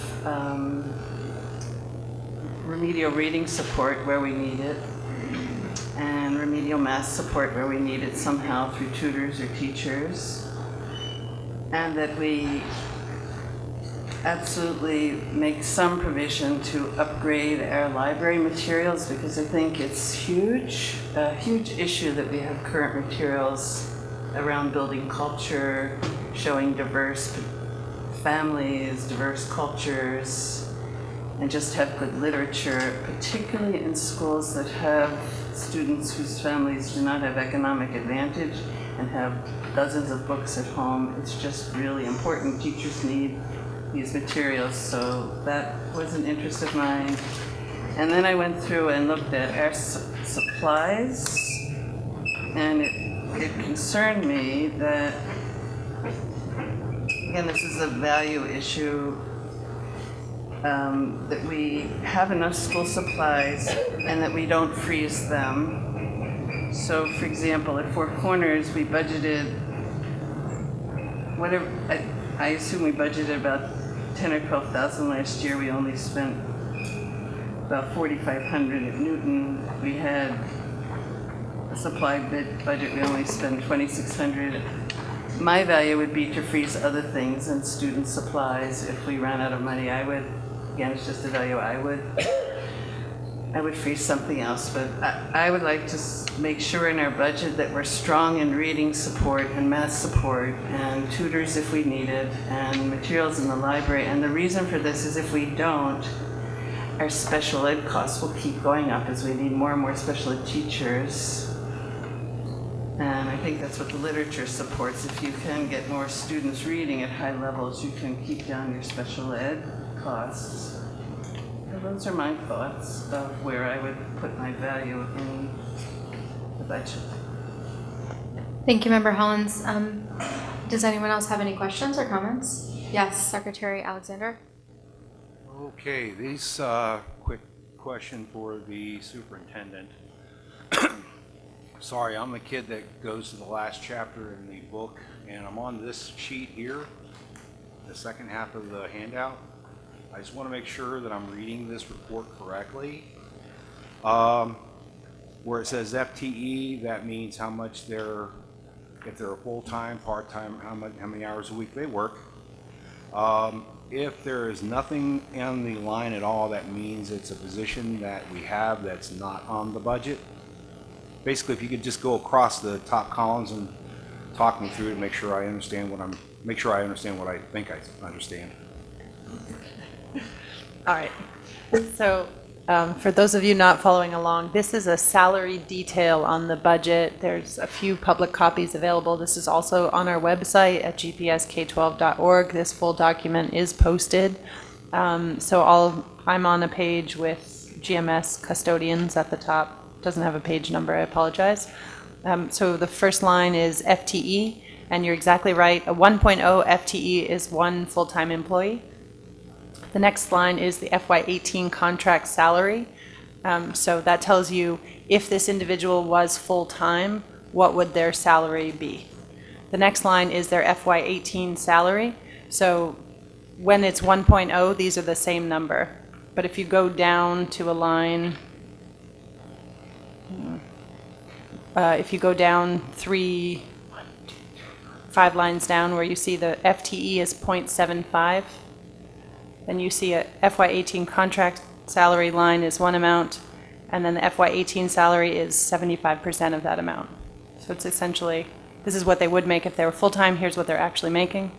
The next column is called offset. So this shows you if they are paid out of some source other than the local budget. This would be Title I or school choice or some revenue account that is other than our local budget. Our local budget includes our state aid. All the money coming from the state is included in our local budget. So the offset is anything that is not that local budget, and it's listed here. In the past, we only listed positions that were funded out of the local budget, and the other positions weren't necessarily reflected in this same document. So we're attempting to list them all, whether or not they're funded with local funds. The next column is the adjusted salary. This is essentially the impact, am I correct, Chris? And this is the impact to the general fund from that salary. So if you see at the bottom of that page is an individual that's 1.0 out of special education, and in the offset column you see the full salary value. So in the FY18 adjusted salary you see 0 because the impact to the local budget is 0. And then that whole process is repeated again for the next fiscal year, which is next fiscal year, so you can see FY18 compared to FY19. Okay, just one more real quick. So then if I'm looking at this report and I'm going down the far left-hand column and it's FTE and there's a 0 in it, does that mean that it's a position that we need in the district and we currently don't have one? I don't see a 0 on my page, so I'm trying to find an example that you have. Like the first page where the superintendent, if you go down to, it says assistant to superintendent 0 hours, 0, and then it has nothing to our budget, so we don't have one of those. But does that mean we want one, but we don't have it necessarily? So it's still there because this is a comparison between last year and next year. So some of these are there for sort of comparison purposes because it's a multi-year comparison. So you can see where a position has been eliminated or changed. In this case, there was a cost reduction there and a change in position type, so it's zeroed out in that line. Thank you. Thank you very much. Any other members have questions? Other than Member Hollins, I'll come back to you if someone else has a question or comment at this time. Okay, Member Hollins. On the page that we're looking at, that's the staff list, when we go under grants, which is, I don't know, 3/4 of the way down the page, we have a grant coordinator whose position is grant funded, and then we see the position we were talking about, the new parent engagement coordinator, that's to work with outreach for Spanish-speaking parents. That will also be offset by Title I and 2A for $54,736. I have a question about that. We will have 4 ELL teachers who primarily are working with Spanish-speaking students, I believe. And these are the families where we want. Here's my question. The funding that we're using, the grant funding in Title I, would be the same funding we might use for library support, reading support, math support. And my question is, if we have ELL teachers that are working directly with these families, what is the reason, because they're probably already connected to families, they couldn't do more to engage families as part of our job instead of using so much money for a person when we already have teachers working with these Spanish-speaking families? So Director Ellis is here to speak to the ELL component and perhaps make other comments, but I do just want to note there are not grids on this page. So if you look at the first item is a grants coordinator, the next one is a parent engagement, and we're calling this, it's a working title, it's a bilingual parent outreach. It's not necessarily just Spanish, although that is one primary language. We're also looking, just as a note, at better outreach and communication systems that translate in up to 80 different languages, because we have an increased number of languages as well. It's a number of Spanish-speaking families, but not just. That third line is the one that says it's paid out of Title I and Title IIA, the Title I Family and Outreach Liaison, and that's a position that we currently have in our schools. So the funding source that we would use for this parent engagement coordinator could actually be Title III, which is our ELL consortium funding, and that is something that Greenfield may become eligible for because of our increased numbers of ELL students. In the past, we haven't had enough ELL students to qualify for that grant. We've applied as part of the Collaboratives Consortium grant. So if we become eligible because of our numbers, which we expect to be the case, then that bilingual position would not compete with remedial reading, for example. It would go specifically for these families. Thank you. That's really helpful. I think I'm live. So if there's other specific questions in terms of ELL, what the proposal is for next year is to actually have 5 ELL teachers. We currently have 4. From this year, from November 6th, when I presented a kind of what I dubbed the State of the Union report of Pupil Services to the school committee, we have seen an increase from the beginning of November until I think the last official count I had was February 6th, where we've had additional 16 ELL students in just the last couple of months.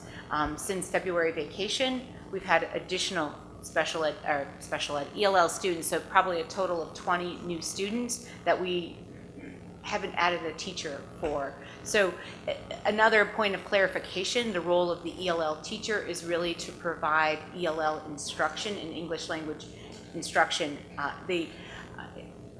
Teachers do a natural amount of outreach and coordination through email, through phone calls, but it doesn't really take the place of an engagement specialist. And if you were to look at schools kind of west, not so much as west, but south and east of here, lots of schools have engagement specialists, and the role is not specific.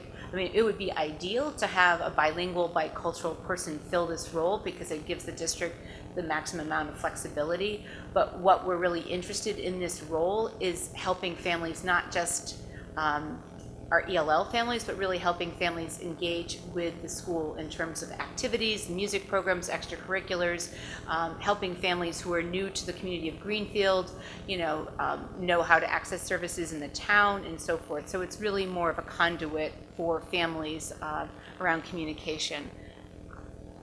My question was only where the money was coming from.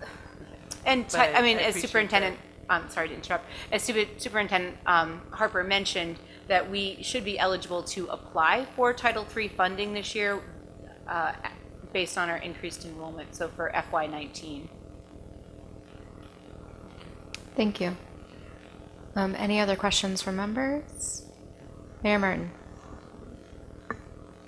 On my page 3, we've got GHS, Greenfield High School,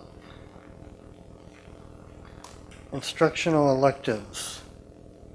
So reading across, it looks like it's 54,800 in 2017 actual, and then this year it's 160,313, And then for the FY19 budget, it's 114,942 plus $248,290 offset. Where is that coming from? I'll ask our business manager to pull the exact funds. You see where we are there, Chris? 21023?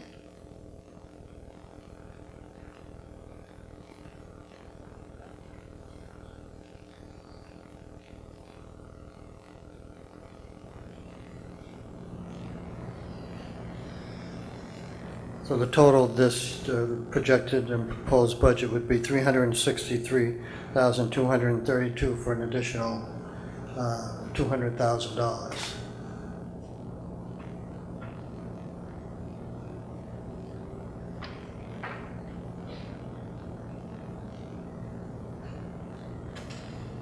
Okay, that's the total budget.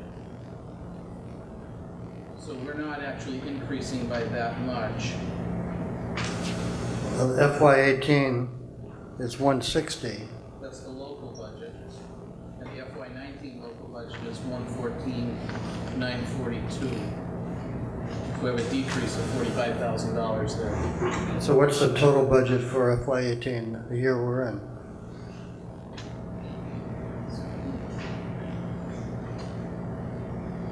$354,825. And that's the current year. That's correct. Okay, so if you go down to 21,360, it's high school integrated arts, where the other one was instructor electives. So it looks like they're the same numbers.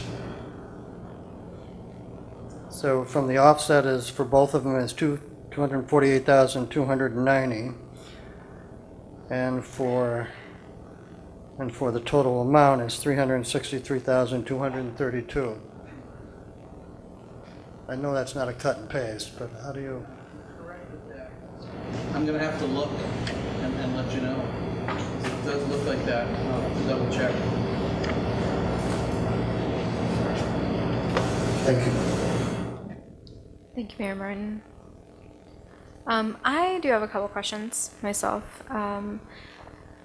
Given that this budget was last printed on February 16th, do you anticipate any changes to costs related to safety or any other facilities items or anything like that?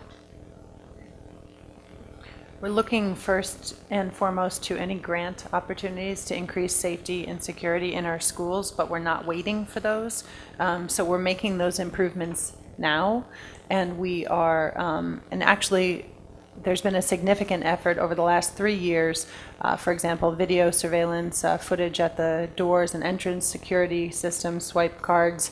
That has been a consistent and ongoing effort over the last several years. So we're in relatively good shape at this time, but we're looking to continue to enhance that. And so we would make those purchases right away with local dollars and then look for grant funds to return those dollars to the purpose that they were voted for whenever possible. But we would look to grant funding to increase those if possible first. And I expect that there will be a significant amount of grant funding coming at the state level on this that we would be very interested in applying for. I'm sure they will be competitive, but we will be looking for those closely. And a partial follow-up question to that. Could you speak a little bit to the building committee funding? Funding's not really the right word, but the money that was available through the Greenfield High School Building Committee.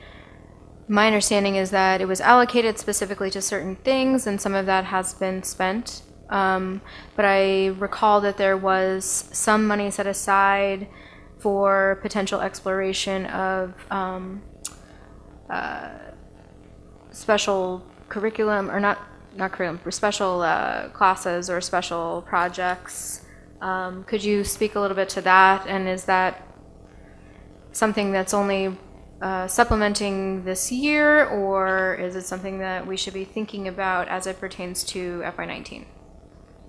So I don't have that list in front of me, but those were costs specific to the high school building project that became available as the accounting at the end of the project showed that there were funds available for those. And they were items that were identified as a high priority need during the construction. Some of those included a new lit sign, which I know the principal is working with the town to get wired and installed. AEDs, the automatic external defibrillators for use here in the school, including portable ones that could be accessible to members of the community in this very room. And the equipment that I believe you're talking about was for one-time purchases of equipment that help outfit our arts and culinary classes, for example. They're not recurring costs, they're just they're cost prohibitive equipment purchases that would really enhance what we can offer students, particularly in the arts and the electives. There are several other things, I don't know if the principal recalls, but those are some of them, and at the end of the building project, those were priorities that hadn't been able to be got to during the project, and so there was some remaining funds returned to the town and some remaining funds that were reallocated to those priorities. Thank you. And then I just have one other follow-up question related to the spending and balances of our revolving accounts. There was a lot of time that was spent last year related to policy of best practice to the balances for our revolving accounts and what would move forward from year to year. Maybe TMS might be the best person to speak to this, but could you speak a little bit to that? Was that policy referenced? Is there any change from the practice from last year? Is that something that can be reported on?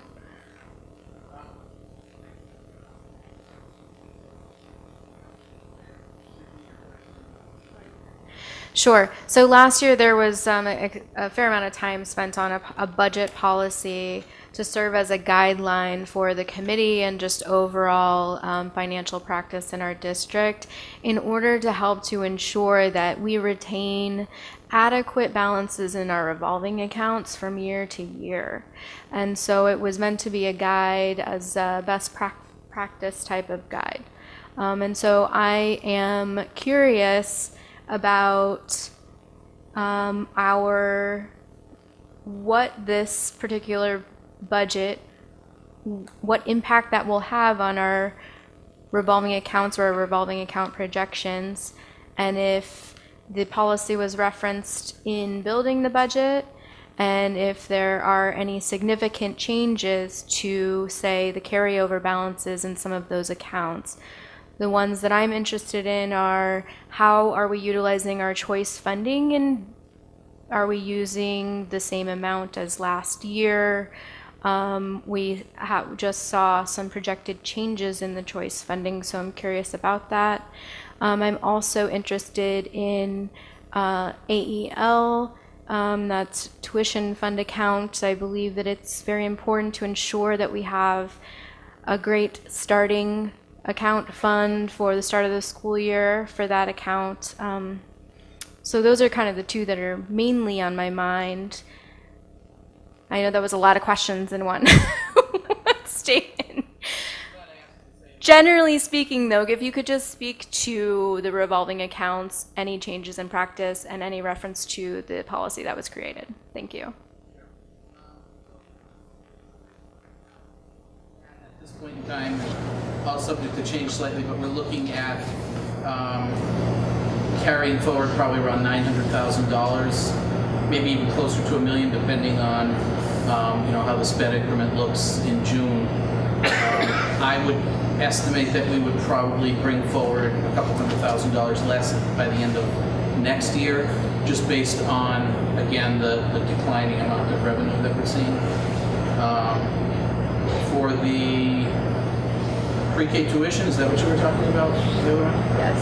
Okay, so we have $258,000 That one, I'll have to be honest with you, I would rather be able to go and just check what we're looking at for revenue for this year, and put something together for you, rather than just say something that could be incorrect. Is that all right? Thank you. The mayor just asked about circuit breaker. I know that we just saw projections for decreases in circuit breaker. Could you talk about balance for that? Right now, because the governor's first budget used a 65% reimbursement rate, and then did not increase that to 75% when he had the opportunity to, but since then there's been, as soon as that was not increased, there was a big uproar about it. So my best guess is it quite probably would be reinstated to where it should be, but we've utilized 65% just as a placeholder because we'd rather have the amount go up than come down from what we expected. With that being said, so right now, our circuit breaker at this point in time, taking into encumbrances into account, we're looking at $535,000. We have another 4 months of payments still to come to us, and then we're using. Look up what they're using the circuit breaker.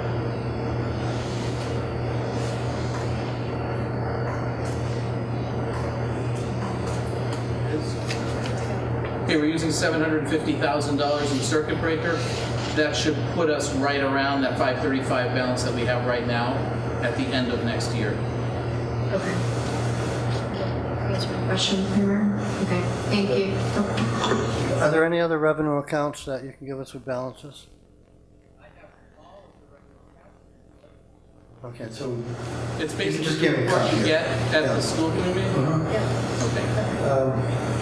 The current, I was lucky today to get a up-to-date snapshot of the current year's budget, and it shows roughly $594,000 on the bottom line, and we're 2/3 through the budget, and you have all the encumbrances there. So what do you anticipate spending the balance of $594,000? Part of what we have out of that 594 is $250,000 to prepay sped tuitions for next year. That's helping to keep the budget down, so cuts it not quite in half, but pretty close. Thank you. I'm going to repeat that because the microphone issue here. So we've done something in this year's budget, which Member Hollins was talking about earlier, which is we've actually identified in advance that we are going to try to use any funds that we didn't spend this year due to vacant positions.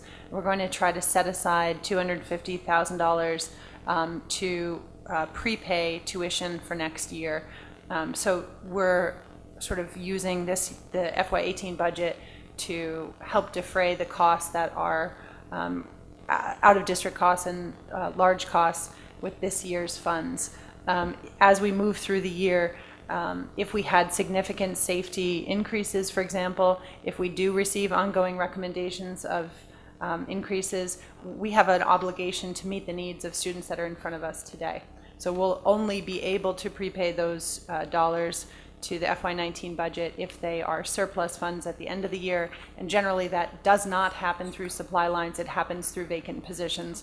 We have a position that is needed, but for, we post it, we're not able to find a qualified candidate, something like that, and then those funds remain unspent. We have not taken that measure in previous years of identifying a dollar amount at this point in the year, but we're doing it to try to plan ahead, and it's subject to change if the student needs change.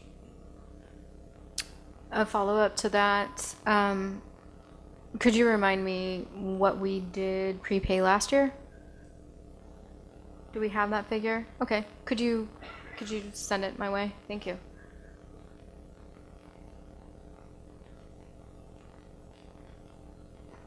Mayor Martin.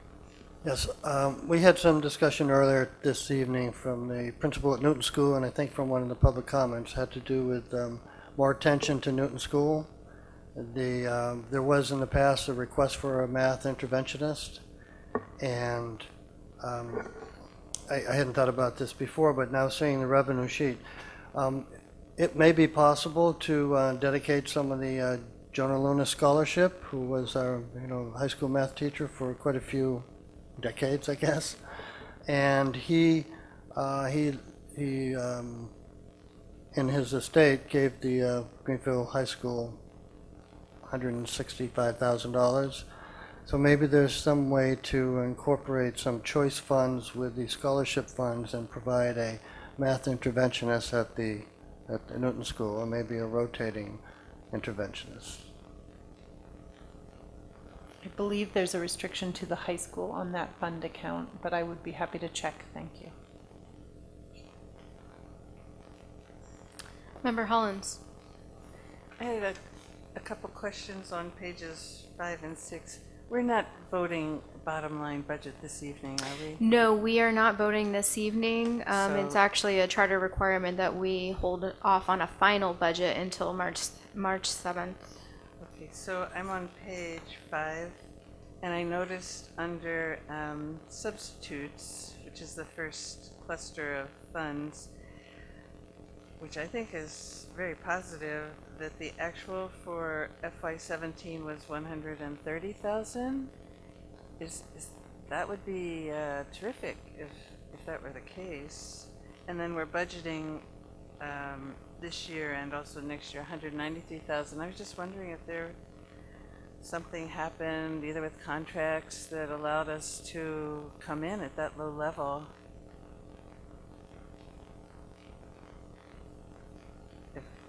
Looking at the FY17 budget of 130, FY18 of 193, and then FY19 budgeted at 193. So you're asking what in FY17 caused it to come in low? Well, I'm just noticing with positive comment that it did come in at 130. I think we had trouble finding subs that year. And if does that mean we may not need to budget 190 if we were able to come in at 130? Cause a mass riot in this district if we tell them not to budget for adequate subs. I think we need to keep the provision in this line as if we budgeted and we're fully staffed for the absences that we know will occur for illness, various family medical leave, and professional development. We do sometimes have savings in this line due to people coming to school and not taking advantage of that. And this is one of the few places that we do find savings and put it towards prepayment when we have savings here. Another question on this page. Did we identify where we were paying this school physician? I didn't see it under nursing services or anywhere.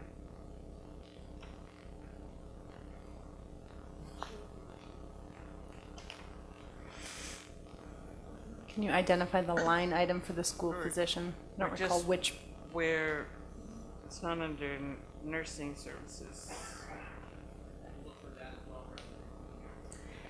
And then on the next page, if I could, we have a line, the NWEA assessment, which has been used in the district for a number of years. It's in the FY18 budget and it's gone from the FY19 budget. Is there a decision to eliminate that program? Is that page 6? It's page 6 under curriculum and instruction, the last item. It says assessments K-12 NWEA. That's the growth model assessment, and it's not budgeted for FY19. I believe that this should be listed in the offsets column. It isn't listed in the local budget because we have identified some grant funding to pay for a number of our assessments and programs. There's no discontinuation of this. We're continuing to use it. We get a lot of value out of it. It's one of the non-standardized tests that we use that helps inform teaching day to day.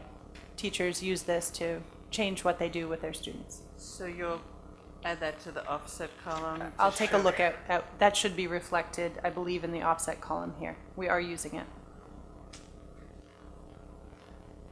I just have a quick note related to substitute teachers. We did also increase the substitute teacher rate, if you recall. That's right. That's right. So that should be reflected here in the numbers. Are there any other questions or comments? Yes, Mayor Martin? A follow-up on the substitute. Looking at this year's budget, it seems that 3440 Substitute long-term was funded and adjusted to 15,000, and we have spent to date 15,425. And substitute long-term and the proposed budget is 0, is that correct?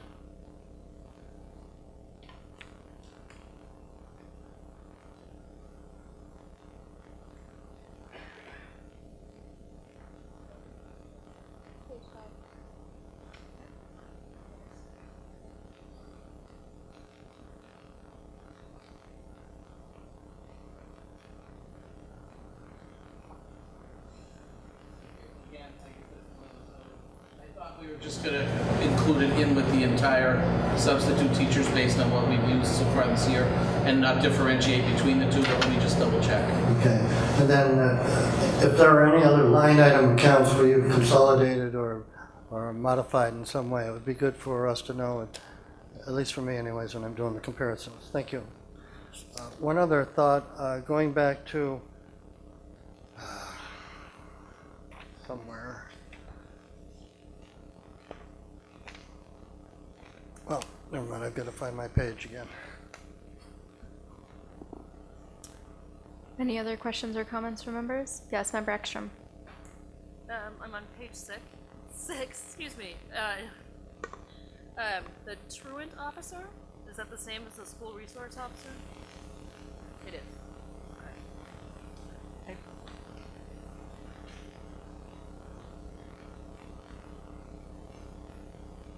Yes, Member Hollins.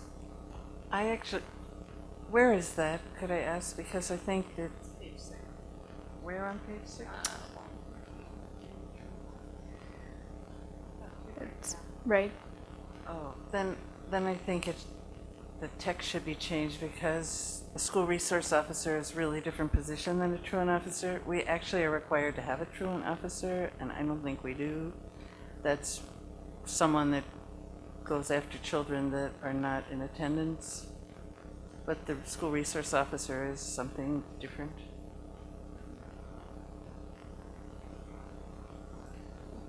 Member Hollins. I'm still on page 6.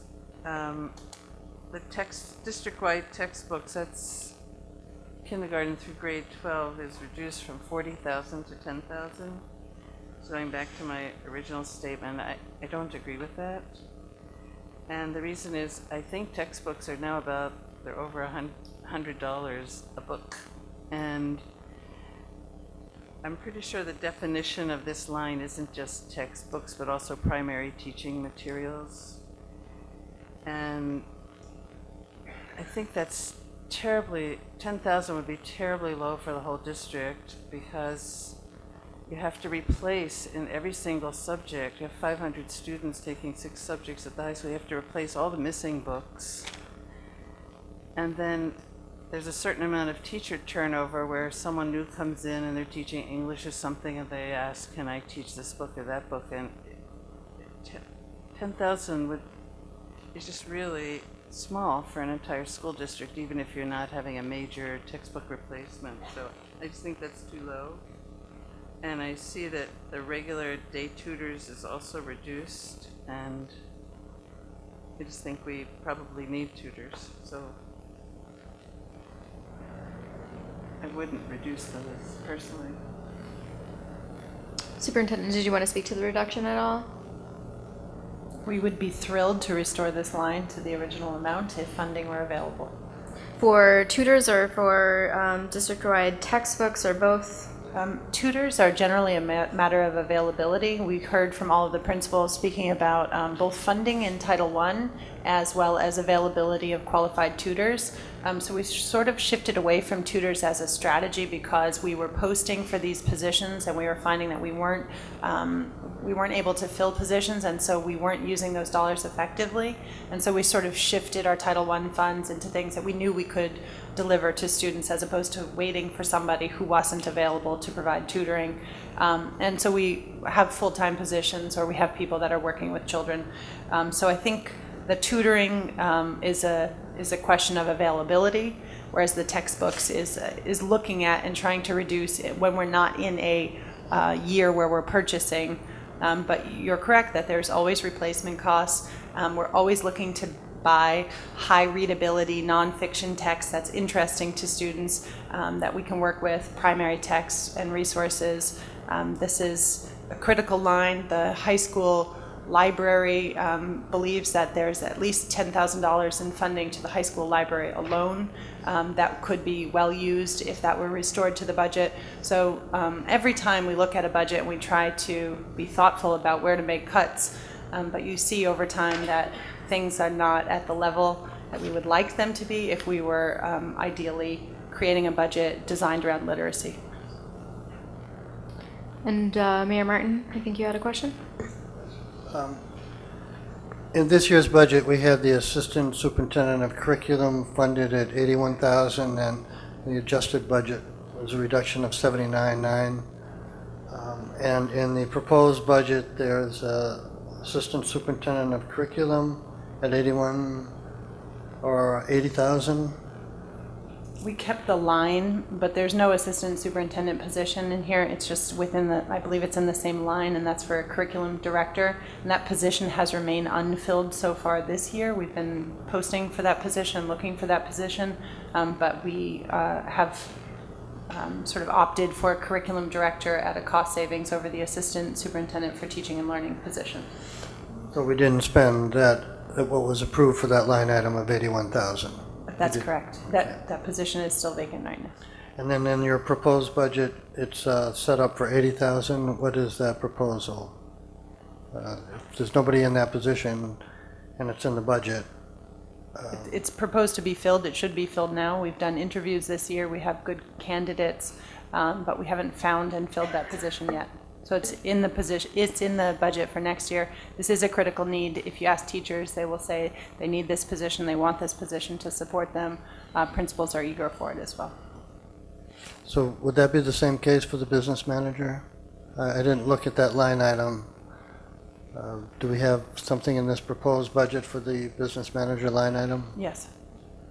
What is that? I can find it and get back to you. Okay, is that planned for a contract or salary line? All right. Any other questions or comments? Yes, Member Hollins. Just let me know when you don't win anymore, and I'll be okay with that. Again, on page 6, we have a line. It says volunteer program coordinator, and at one time we had someone part-time that helped screen and actively go find people. I don't think it was a high budget item, maybe $10,000 or $15,000, but I'm wondering if that is something that we're talking about, engagement and outreach, and the need for tutors and maybe not finding paid tutors. And I read that the retirement board is going to increase the number of hours that people can do something, or that there was some advantage to get more people to go back to work. Is that something that would be beneficial to reinstate? Someone that went out and actually helped find qualified volunteers to come in and work with students, or not?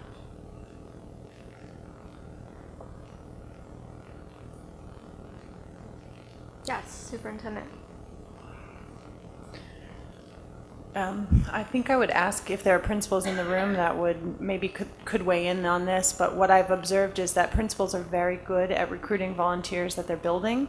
And it's not that we don't value volunteerism or the sustained effort to recruit community volunteers. It's more that every building's needs are different and evolving. So even from the beginning of the year to midway through the year, you've heard several times tonight how the district needs have changed throughout the course of a year based on changing enrollment. And the principals, in my opinion, are in the best position to identify their needs and to make those efforts and to really talk about what is going well at their school, where they could bring in people to support it. So in my experience, they have done a good job with that. Again, this is not an issue of, oh yes, we've got that covered, so much as saying, you know, in each budget cycle we need to make identified choices, and I think principals are doing a really good job with outreach on this, so that's why that decision was made previously. So folks, it is getting a little late. We still have an executive session to enter into. So I would take one final round from folks. If you want to start with Mayor Martin.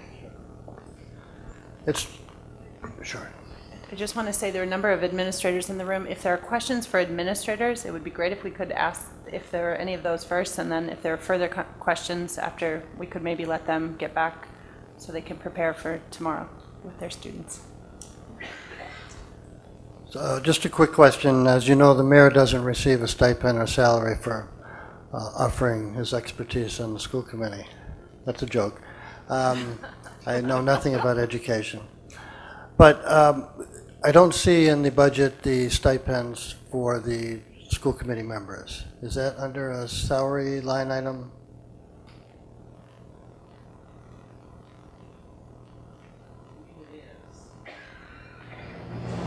Find it. Put that on the list of items that I will have to email to the superintendent. She can submit to you. Thank you. Any final questions or comments? Member Karen. I just wanted to say that this is really well done. Like, it's really broken down, and I know that it's all on our website, correct? So I've heard a lot of really wonderful concerns from parents and administrators and all of that about the discrepancies between schools. And if you go to the second half of this pamphlet, it really breaks it down a little bit easier. But I also hope I hear from people. I have a week till I get to make a decision, and I hope I get some input, emails, phone calls, whatever people want to do, so that we know how to do this. Any final comments? Okay. I see no more final comments. Thank you, everyone. Thank you to our principals and administrators for coming. And thank you to the public. Oh, actually, before we adjourn or move on, is there anyone from the public that wants to weigh in as a final to the public hearing? Okay, seeing none. Thank you again, everyone. Thank you, Superintendent. Do you have to close the hearing? Sure. I hear that from Member Hollins. And is there a second? Second. Okay, all those in favor of closing the hearing? Aye. Aye. That is unanimous, I think, Susan Ekstrom? Yes, sir. All right, thank you. It's 9:47. 8:47. Thank you. So at this time, we will enter into executive session for the purposes of conducting strategy sessions in preparation for negotiations with non-union personnel. Is there a roll call? We will come back from executive session simply to adjourn.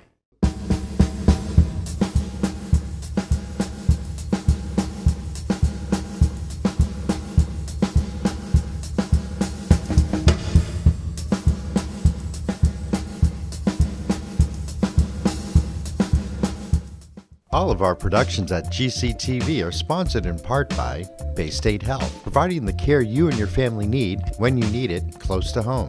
Visit them online at baystatehealth.org. Greenfield Savings Bank. Visit them at 400 Main Street in Greenfield. Call them at 774-3191 or go online to greenfieldsavings.com. Greenfield Community College, providing access and excellence in higher education in the Pioneer Valley. Visit them at gcc.mass.edu. The Hammond Family. The Hammond family are longtime supporters of Greenfield Community Television. New Fortune Chinese Restaurant on the Mohawk Trail in Greenfield. Visit them online at newfortunema.com. Call them at 772-0838 and check them out on Facebook. Real Cleaning Services, cleaning Hampshire and Franklin County since 1972. We don't cut corners, we clean them. Check them out online at realclean.com. Call them at 413-422-1143. People's United Bank, located at 45 Federal Street in Greenfield. You can call them at 774-3713 or visit them online at peoples.com. The Solar Store of Greenfield, replacing fossil fuels and nuclear power one home at a time. Visit them at 23 Fisk Ave, call them at 413-772-3122 or visit them online at solarstoreofgreenfield.com. Thank you to our sponsors for supporting all of GCTV's productions.